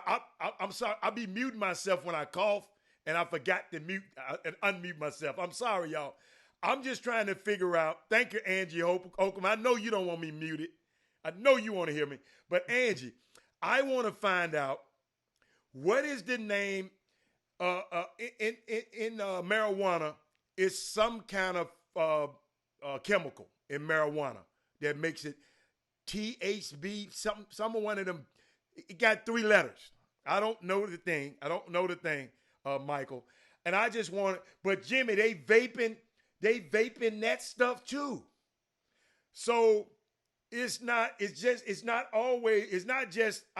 so what do they be vaping? What is the chemical or the liquid? What is the THC?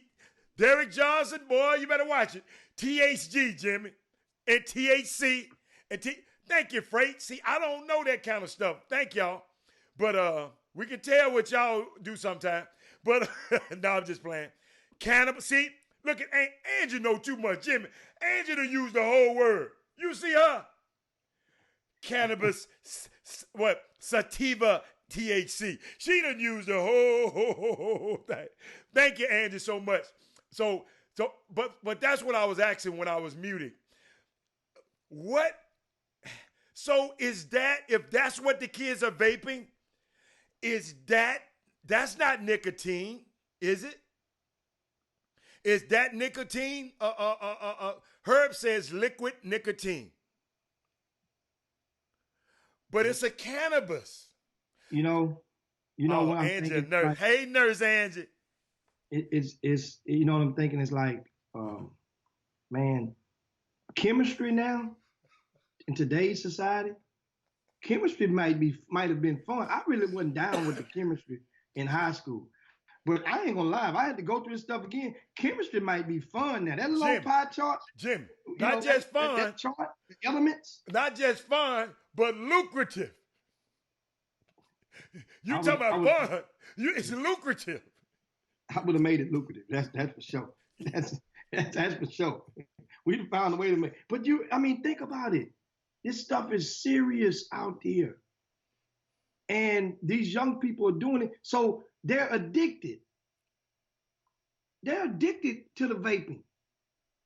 Hey, Jimmy, while we're talking vape, when we finish this vape, remember, I want to talk. Blowing up in people's pockets, man. Do you realize they were blowing up in people's pockets at one time? Them electronic e-cigarettes. Remember that? Just 6, 7 years ago. We're blowing up in the airports. Jimmy, I want to know, Jimmy, what is the product that's making it blow up? I'm trying to figure. If y'all don't know, Boom Boom Room, they know everything. I just want to know what's the ingredient that's making it blow up. What's the ingredient that's killing the kids? What is the main killer? Because THC, is that a killer? Because cannabis is usually not a killer. So explain to me what's the killing part. Alan, huh? This is gonna be the funniest stuff in the world. What, man? The chop shop, only on the chop shop can we pull off something of such. I'm compelled to call the hotline for the addiction center. Okay.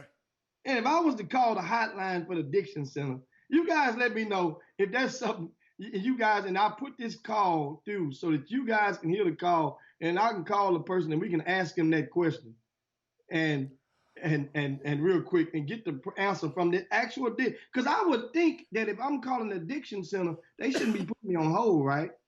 It should be an actual person that should answer if I'm going to call the Center for Disease and Prevention actual hotline, right? I don't know. About vaping. I'm thinking they shouldn't put me on hold. Well, guess what? While you doing that, guess what? We got some stuff, some Christmas gifts that people can give. I'm looking for it. That people can buy for the kids this for Christmas. What you think? Okay, now, Adam. Yes, sir. Jimmy, get your racket ball out of the way. I don't want your ball over here. Oh, got in the chop shop. Wait. I'm good. And this is the addiction center. It is a treatment center, yes, sir. Now we have a question for you, and once again, this is Jim Hicks and Robert Hatter with the Chop Shop, and we have a sports talk show, and this is not no shame, was no. We're sincerely trying to find out some intel. Hatter, you had the question you can pose to the gentleman. Yes, and I'm trying to figure out, it's about this vaping phenomena that we have. And I'm just trying to figure out what is it, because my colleague Jimmy said that you can die from it, and then a young lady, I think it blew up on somebody. And then some guy said it's liquid nicotine. But then some people was telling me THC was involved in it. And I was to think that was a cannabis product, a natural product.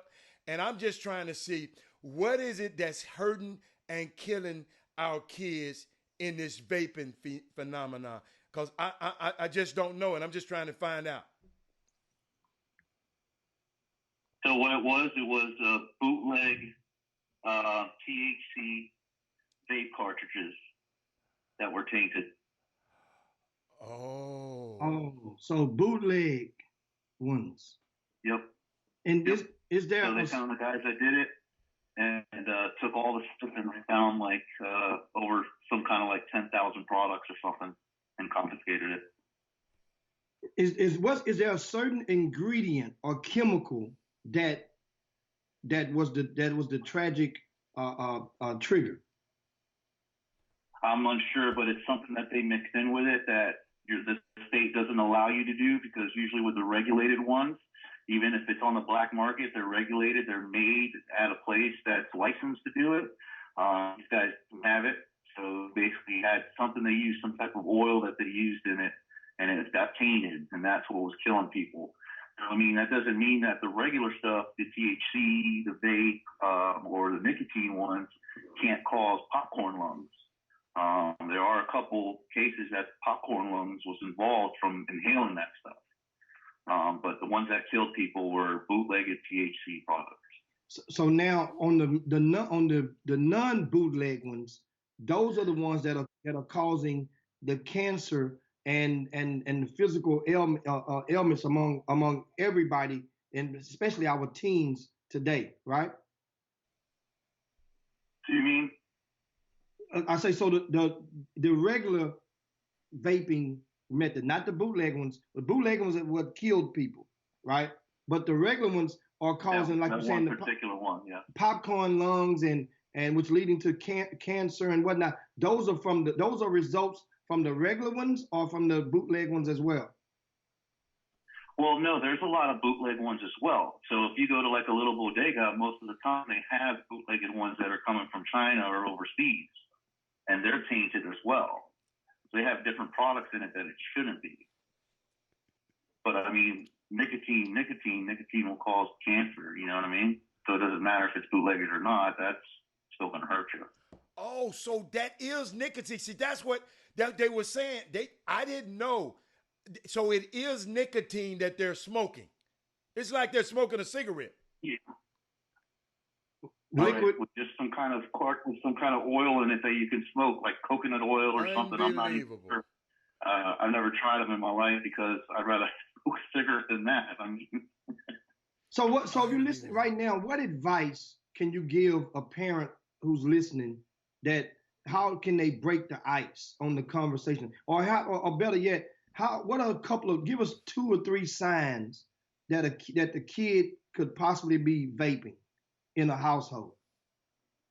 Well, I mean, you can smell it for one, but other than that, you kind of have to catch them in the act, you know, because you can hide that so easily. I mean, my son was doing it for about a year before I caught him and realized what he was doing. And he was 16 at the time when I caught him. So you can't smell it on them or anything. So it's not like you can, you know, you can't tell. It's not like a cigarette. With a cigarette, you can smell somebody, you know, if it's on them or it's on their clothes. But with that stuff, you can't tell. You got to literally kind of catch them in the act. Wow, man. And so any tips that you can give a parent out there that's listening about, like, I guess, to move forward? Because at that point, a year, as your son, at that point, he's addicted, right? Yeah, absolutely. That stuff's worse than crack, coke, heroin, because it's everywhere. You can get it cheap, and everybody's doing it.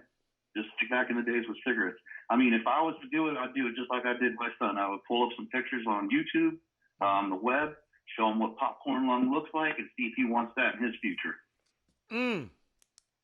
Man, we appreciate your time, man. Thanks so much, man. That's and your name, and I'll just say one word about your name. This is the Addiction Center, guys. We're calling right now, and we definitely thanks for your help, and we certainly appreciate it. Okay. No worries, my friend. Thank you so much. Appreciate it. All right, thank you. Wow, guys, as you can tell, I mean, hey, no disrespect to B. Scott and Angie Holcomb. You guys are our resident nurses, counselors, drug counselors. I mean, seriously, it was great intel, but I just felt wanted to do something different on Chop Shop Day, and that's what we did. That was a great combo. I tried to keep it quick, less than 3 minutes for you guys. But as you see, as he just cleared up, as Herb, as you stated earlier, liquid nicotine. Yes, thank you, Herb. What they're doing, dude. That got me scared when Herb said that. That's why I had to ask these questions, because, man, our babies are smoke Jimmy. You remember it used to be a sign on the cigarette. They put it, the Surgeon General said this thing would kill you. Now they going back to where the cigarette. Like them old people used to smoke Camels and Pamels and all that kind of stuff. And I mean, and going to the boom boom room, and Michael Jordan says, and no, sending them to a private school isn't going to shield them from the problem. Not from this problem. That's for damn sure. Not from this problem. And B. Scott gives one tip for you parents, guys. What'd she say? Says, be suspicious if you see USB charging cords and your kid has an iPhone. Because these pins. No. Great tip, B. Great tip. I mean, this is, like I said, on the Chop Shop, all we can do is try to understand. Helen nor myself have no kids in our household. Nope. So this is a conversation that we're providing to help you guys be able to have the tools. Because guess what? I understand we wasn't just totally clueless about vaping, but a lot of the stuff that I didn't realize about the detecting, how to detect it, and didn't, I mean, shit, the smell, you can't smell it. But but those hookers is different because if you got the flavored ones, you can kind of smell the vape. You keep saying hookers, man. It's hookah, man. Hookah, that's what it is. You better quit. I'm gonna call Sandra if you been around here messing with them hookers. No. And so B. Scott says, be suspicious if the kids are constantly putting their hands or wrists covered up to their mouths. Oh, like that. That means they got it cuffed.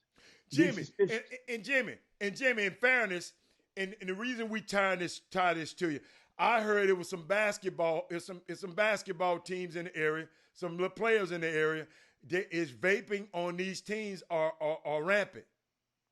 Really? Somebody was telling me about that. I mean, dude, think about it. This man, I didn't want to ask him because I didn't want him to go too deep into his personal business, but the operator at the addiction center who we just called, remember, he testimonied that his son was on this stuff one whole year before he realized that his son was addicted. So if I had to put two and two together, that probably helped propel him, the father, to go and start volunteering or working. Yeah, of course.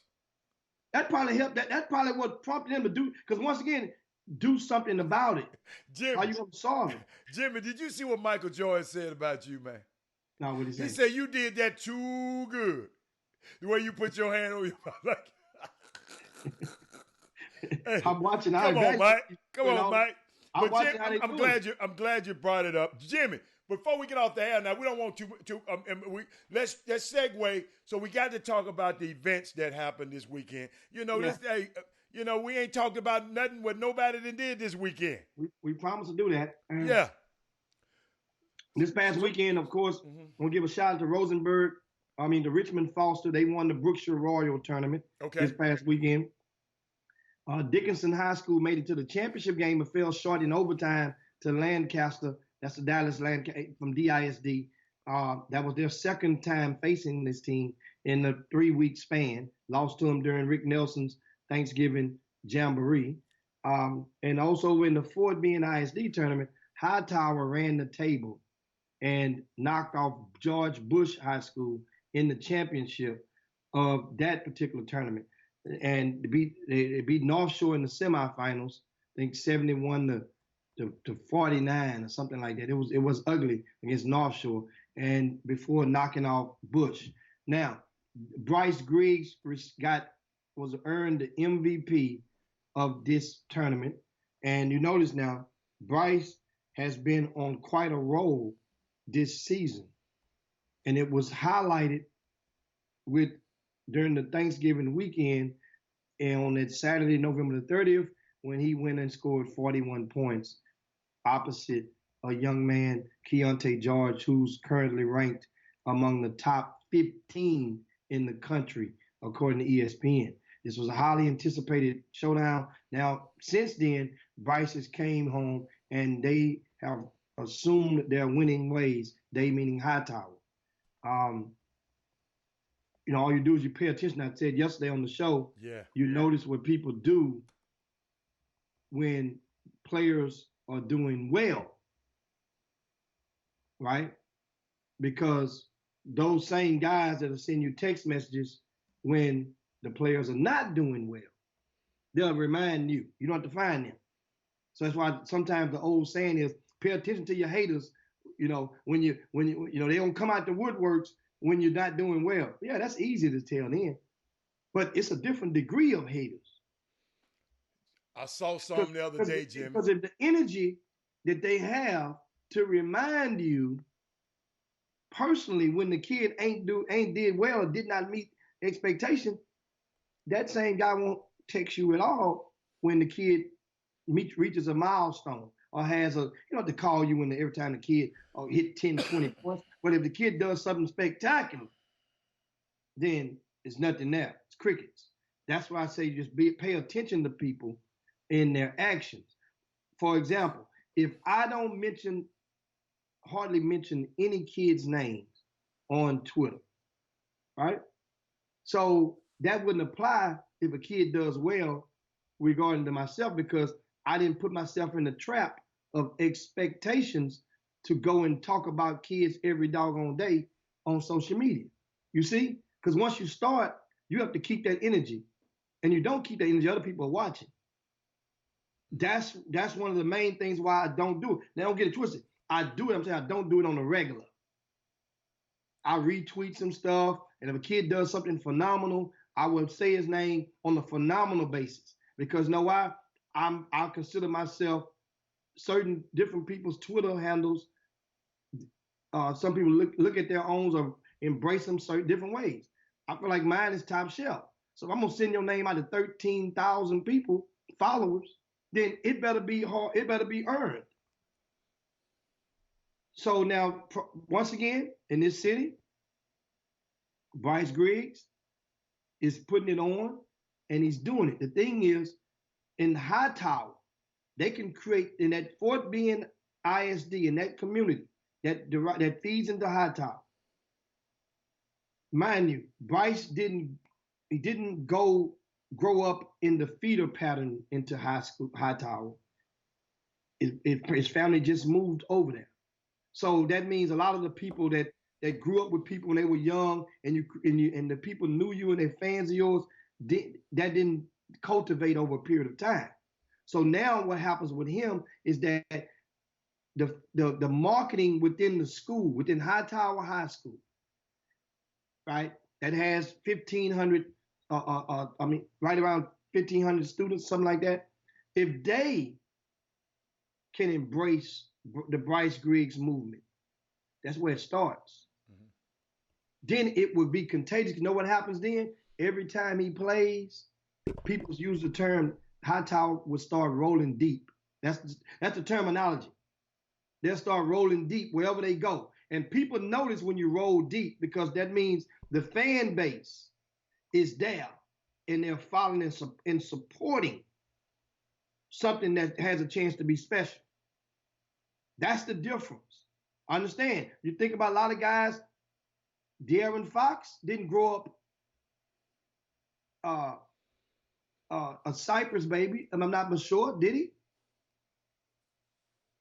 Herb Baker knows, can only tell you. I'm just curious, did De'Aaron Fox grow up in that supporting from the elementary school to the middle school that fed into Cypress Lakes High School? Did he or did he not? I'm curious. If you guys know, put it on the feed. I'm just curious because I'm trying to figure out of a like situation, because we know Tommy Mason Griffin, he grew up in Harlem Clark. Daniel Gibson grew up in Reed Road and fed into the Jones. So that whole environment and the community was waiting, and they all had their fingerprints on him. Fox is from New Orleans, Jimmy. I know that's what I'm saying. I figured he's from New Orleans. But I just want to make sure at what point, what school did he grew up, did he come to Houston in? Because if he went to Houston in the 7th grade, then he had a chance to get that because you played against those other middle schools. But that Jimmy, help me out. What you mean by the silence? Because be a little more clear about it, because I'm just trying to figure out what are you saying. But what if people don't have social media? So what do you mean by the silence when they do well, Coach, you know a lot more about this stuff, especially social media, than I and a lot of these people. Coach, you do it. But what do you mean by the silence? Coach, the other day I'm sitting there watching the game. They had a kid that played on the other team.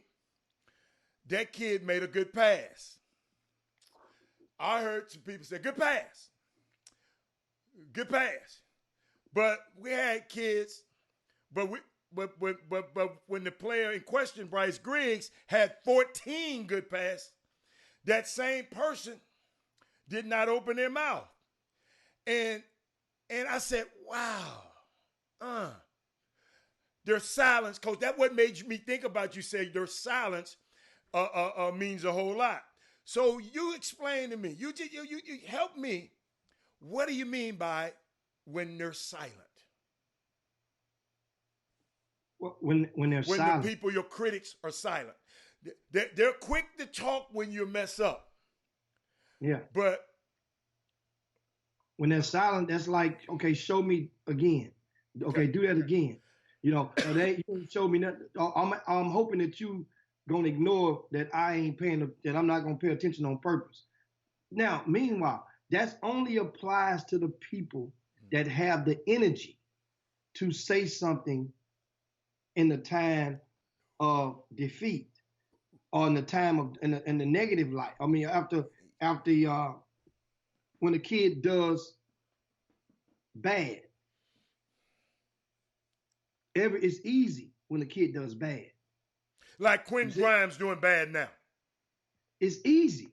You see, when Quinn Grimes lays a 0 points, 0 assists, 0 for 7 from the field in 33 minutes, that's easy. But when he had 24, 6, and 5 and like that.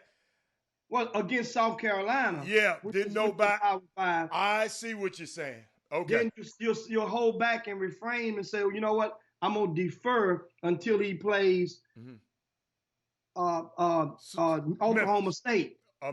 Yeah, okay, I got then you. I will double down and wait. Then when he plays Oklahoma State, so that's how it goes. But then it's a tricky thing. It's all about just paying attention.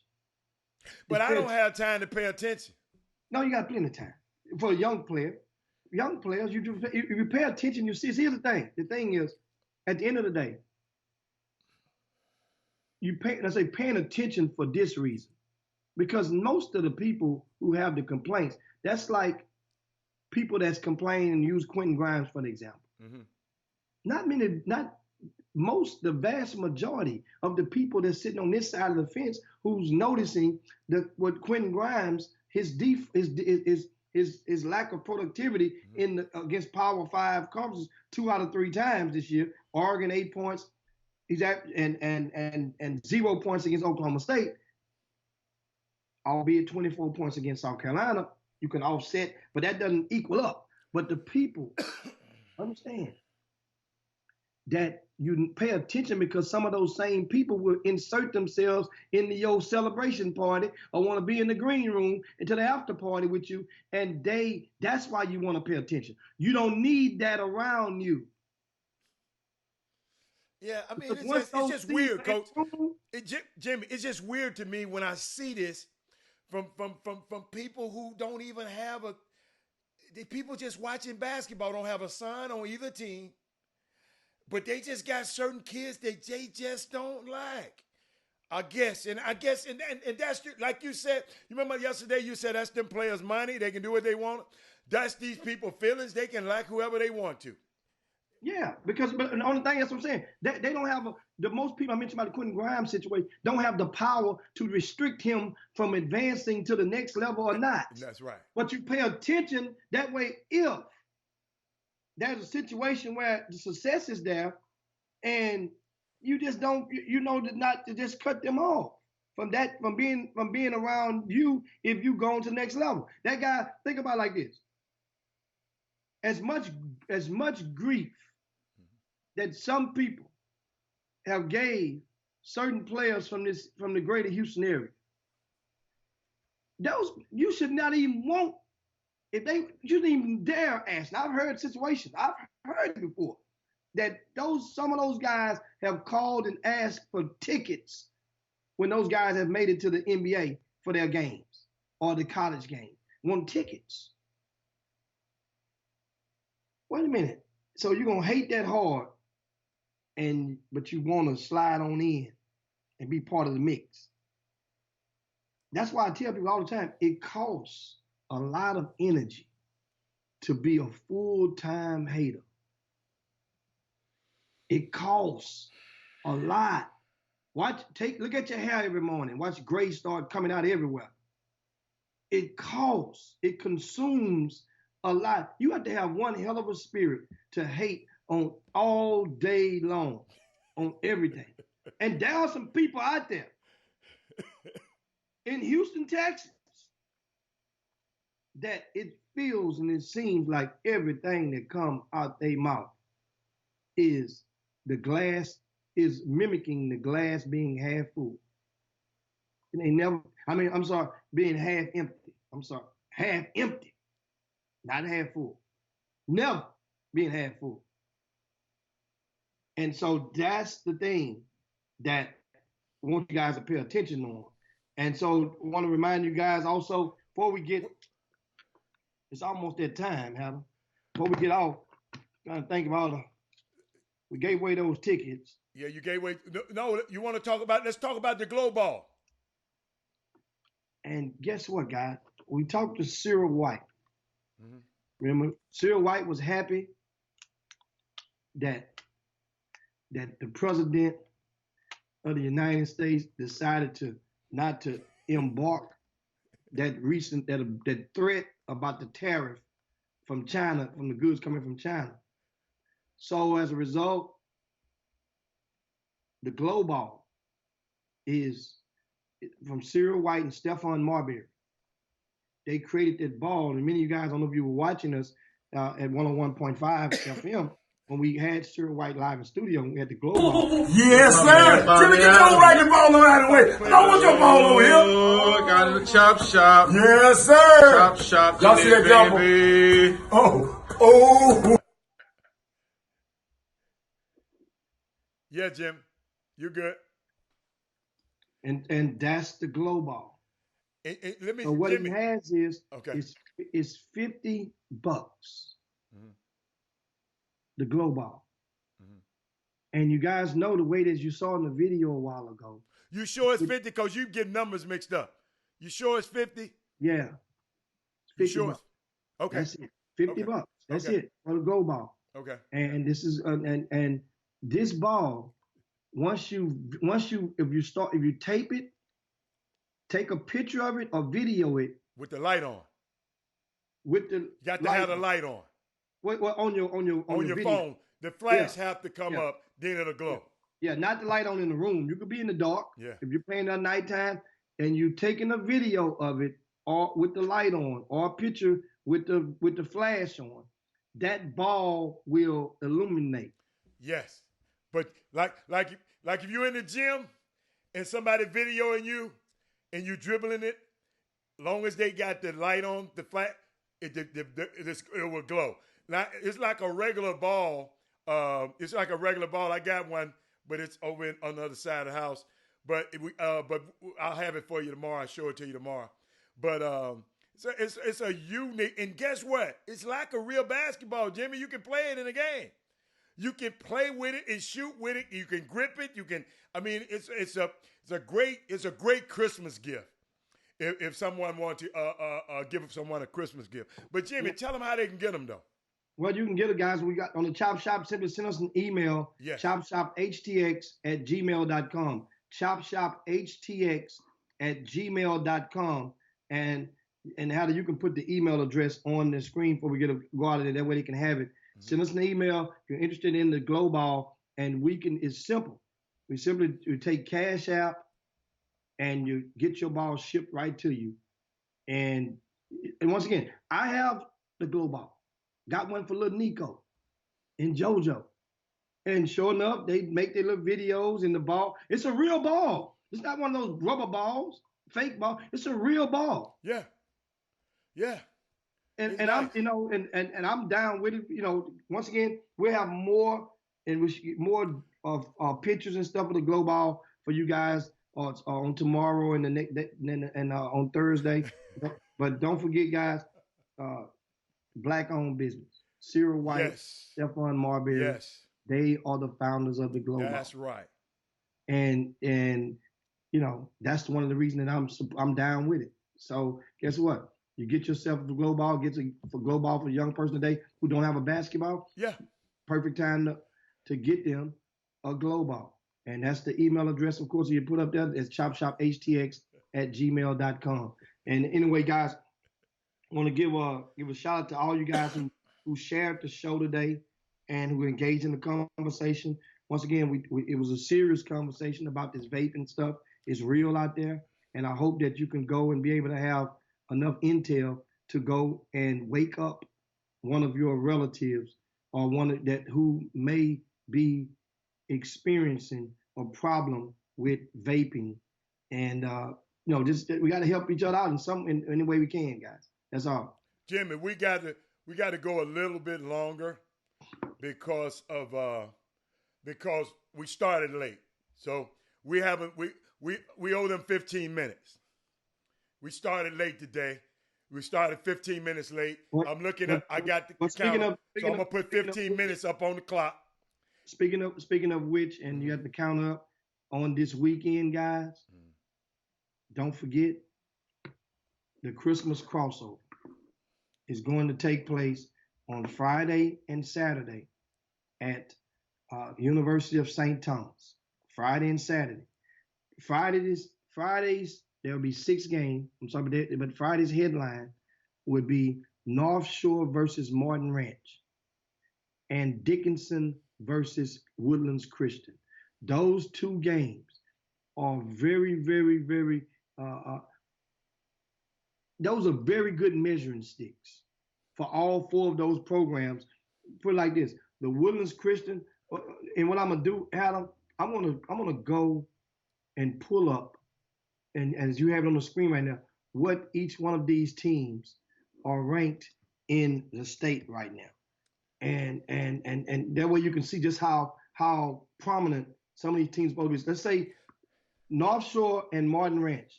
Right now, North Shore is number 11 in the state. Martin Ranch is number 13 in the state. In the state of Texas, right? They're playing each other. Dickinson is number 7 in the state. And Dickinson is playing against the Woodlands Christian, right? And the Woodlands Christian is currently ranked number 1 in the state in 4A private schools. Now on Saturday, the 2 games that stick out. First of all, we got at 6:20 on Saturday, Concordia Lutheran is playing Episcopal. Concordia Episcopal, guys, let's see where they're ranked. I got a question while you figuring this thing out. Number 8 and Concordia is number 5 in the state. Why not Hightower's not there in it? Well, the reason is simple. Because on this event, a lot of teams have district games during this particular week, and you're limited by. And also, this week wraps around Christmas, which is next Wednesday, and teams must sit out 5 calendar days. That's right. You're right. From the last game from this week that wraps around Christmas, and you can't play on the 26th nor the 24th. So so that means if a team plays the 21st, they can't play till the 27th. The reason I said it, Jim, if you look at the screen, this how many $10 you'd have had up in that joint this weekend. If this how Hightower roll like that. That's how many. That's how they roll. That's how they roll. That's how many. Well, I'm saying that's where it starts. And I asked you guys about De'Aaron Fox for a reason earlier, because De'Aaron Fox, he went to the middle school in the feeder, Thornton Middle School, which feeds into Cypress Lakes High School. So De'Aaron Fox had an opportunity to get acclimated, and the legend was born in the middle school feeder. So before he got to high school, those coaches knew he was coming. Those middle school coaches knew about him. All those parents of his peers knew about him. Bryce Griggs was a transfer in. Now, mind you, people know about Bryce Griggs, but they haven't had a chance to fall in love with it. It takes a period of time before you fall in love and respect it. Normally, you gain the person respect after you beat their head in, and then you say, guess what? I respect you, dude. You all right. They didn't go through that rigor. So now when he came over that, what he did indirectly, he took the minutes from one or two other players who would have been getting that 30-minute slot before Bryce got there. So that means you go through. Now, how do you defeat that? You win. You perform and you win. And after you do that, you know what people will do then? They will embrace it. They will respect it. You can't force it down nobody's throat. So people will say, why they hating on it? Guess what? You got to just keep pushing through, keep winning. You can't tell me none of these young people, y'all, you get tired of winning? I know it's possible. Well, I'm sure North Shore thinks a lot of him now. But that's how it goes. Mm-hmm. If you beat teams, hell, Lewis. But we're not talking about teams. We're talking about players. Well, I'm talking about players and teams. Okay.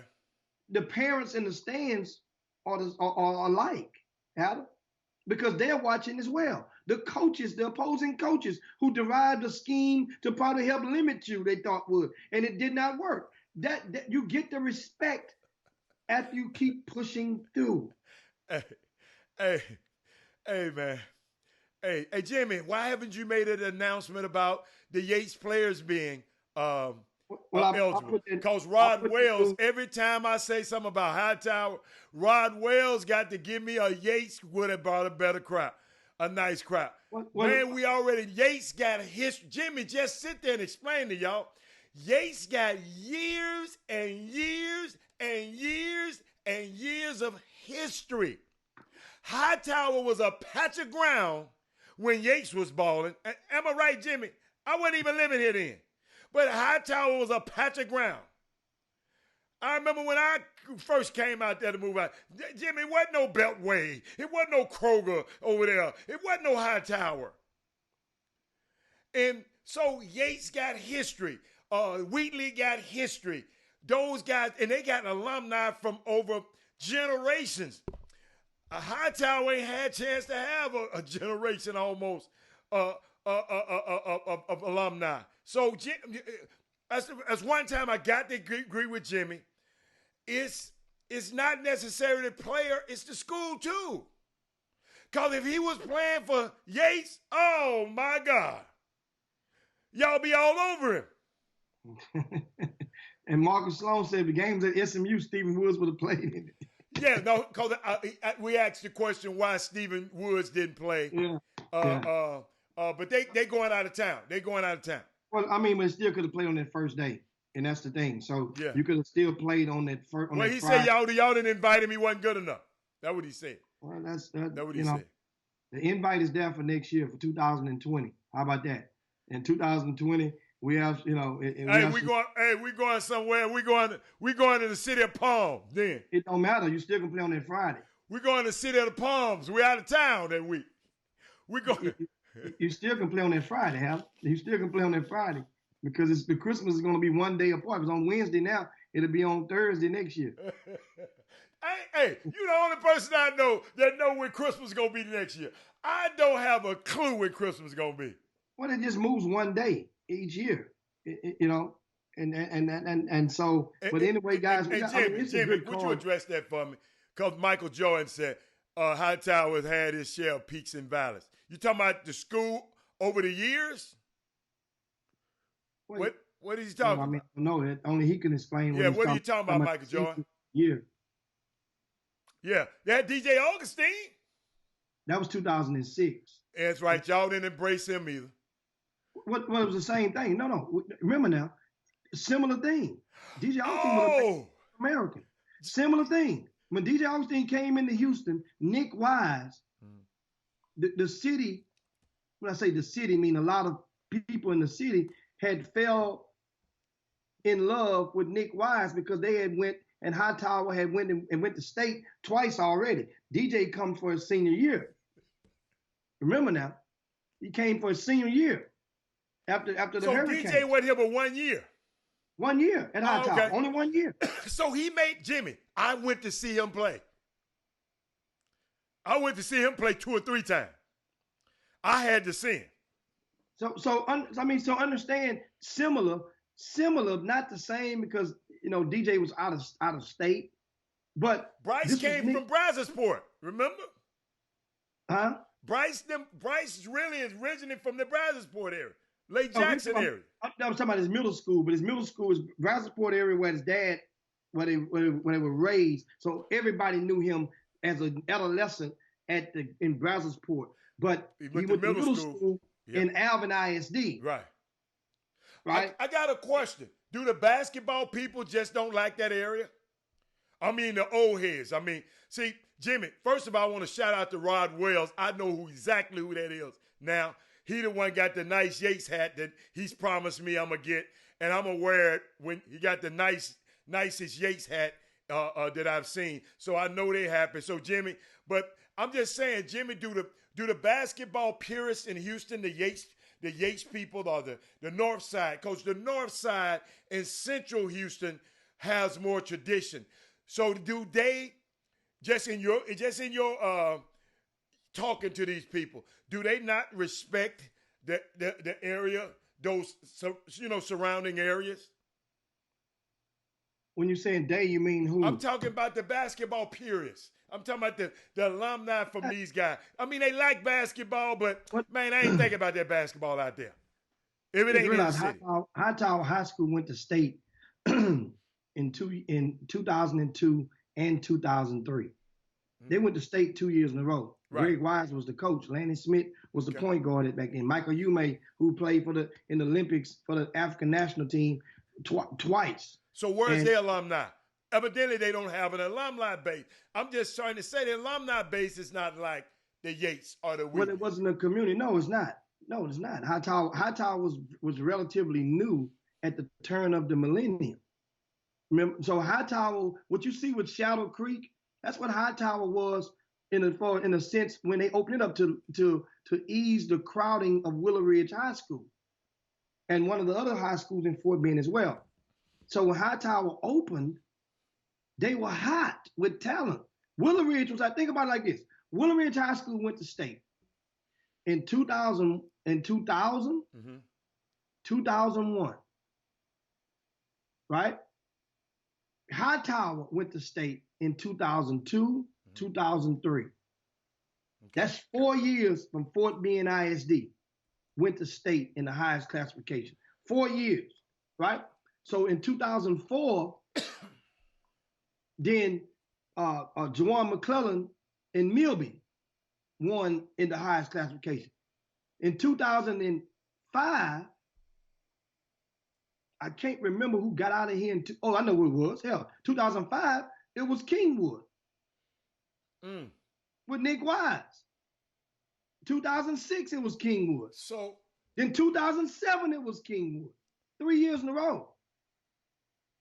Okay. Then in 2008, I can't remember 8, but I can't remember 8. My mind going blank. But I think it was another Fort Bend reinserted himself because remember Bush came on in the equation and went to state again, and then I think Dulles with the Harrison. I mean with what's his name? D'Angelo Harris. Oh no.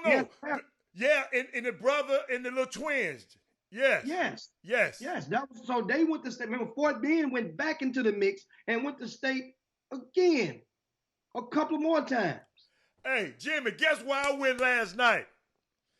Jimmy, I went to a middle school game last night. Guess who was in there playing? Money Mike. That's a Money Mike sighting. Yes, sir, he's back. Y'all thought I had forgot about my little nephew then. What grade is that? What grade is that young boy in there? I think 7. I think the 7th grade. Boy, they got a nice little team. I don't know the name of the team, but I think they played against Nolan Ryan. But I don't know the name of the team they playing on because I couldn't see it on the jersey. But let me tell you, it's one of those teams out there. And somebody tell me on the screen, y'all know who Money Mike is. But yeah, Jimmy, he back. And back. I want to give thanks to B. Scott, reminder that it's funny how the years normally go one day, but from this year, Christmas is on a Wednesday, but next year, Christmas jumps over to Friday. Leap year. In 2020. Leap year. Then in 2021, it's on Saturday. 2022 is on Sunday. Remember, so it's normally the days are one day forward the following year. Then the leap year comes. That's what leap year means. You leap over a day, and that's so yes, good. Christmas goes back to the weekend next year. It throws you all the way off with your Jimmy, it's McNair Middle School. I'm sorry, McNair. He's 7th grade, McNair Middle School. That's it.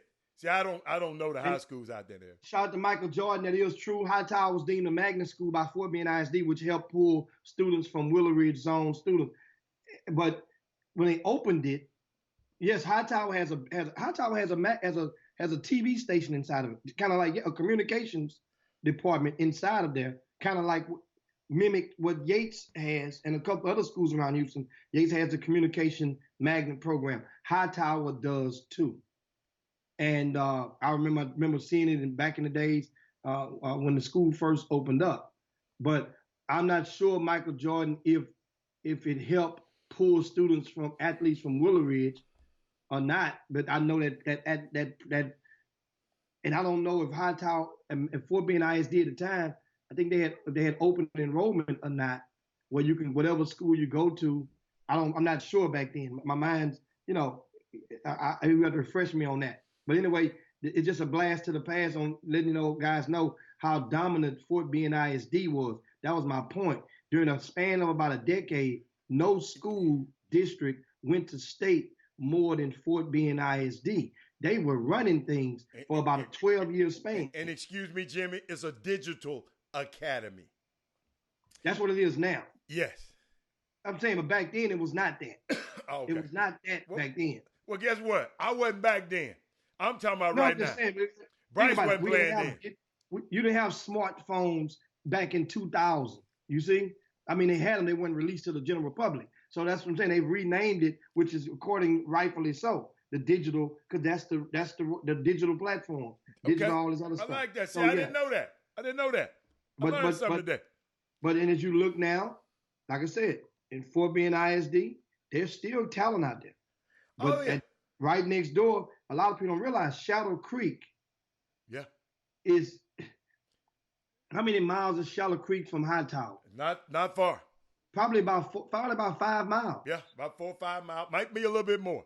Yeah. And to put it in perspective, all Alvin ISD headquarters is further away from Shadow Creek than Hightower High School, which is in Fort Bend. Hey, Sloan's a hater too, but I know we got to end the show. He's a hater. He called Coach Woods Suge Woods, like Suge Knight. Oh, it's 7 Mile. And Jimmy, 7 Mile. You know what that makes me think about, right? North Carolina University and Duke are 9 miles away. 9 miles away from each other. But yeah. I made that run. I mean, made that little old triangle. Me too. To backing in. But anyway, guys, it's time, man. It's time, guys. It's time to go now. Yeah, I'm done. We got more tickets for you guys tomorrow. We're gonna give away to the Battleground. Don't forget, and also this weekend, the Christmas crossover. Get out once again. And tomorrow, Ross's event is tomorrow, right? Yeah. They're gonna give out more tickets to the Battleground on tomorrow, which takes place tomorrow evening. And once again, guys, get over to rcssports.com. There's about 10 games to see around Greater Houston today. There's some high school basketball that's taking place tonight. If you want to get out and watch some, hey, we have a list of them. Also, the VIP news today was updated this morning, as it is every morning. There's a lot, and that remember those freshmen, the weekly freshman report. We're gonna talk about those on tomorrow, but they're updated right now in the VIP news.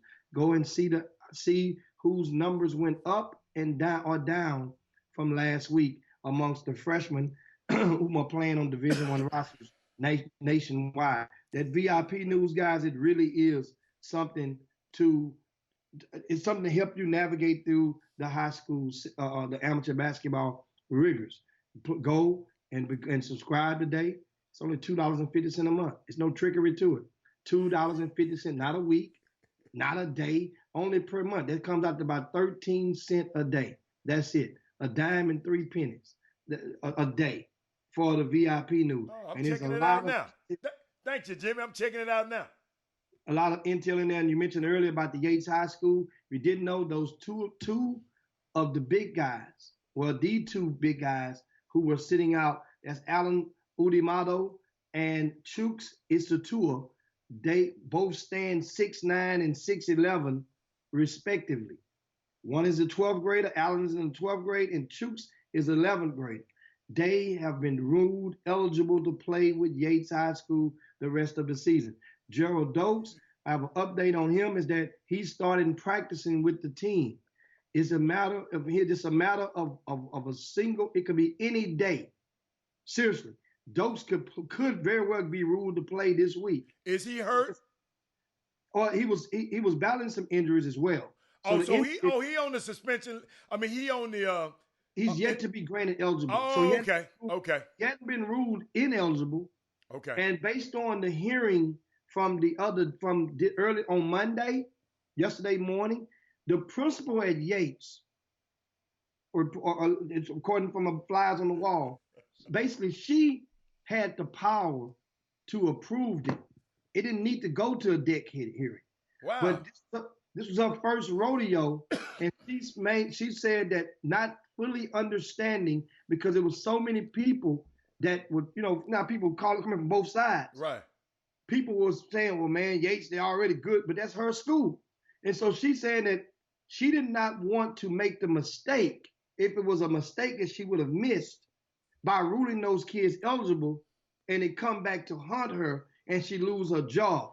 They had told her that it was everything was great, but she still wanted to. If she felt it was so great, then it shouldn't be no problem for the HISD to say, okay, man, put their stamp on it, and that's what she did. With the deck committee ruled those kids eligible. So now on Gerald Dokes, because if those two kids got eligible, then Gerald Dokes should be a no-brainer as well. So that's, once again, Yates High School. Gotcha.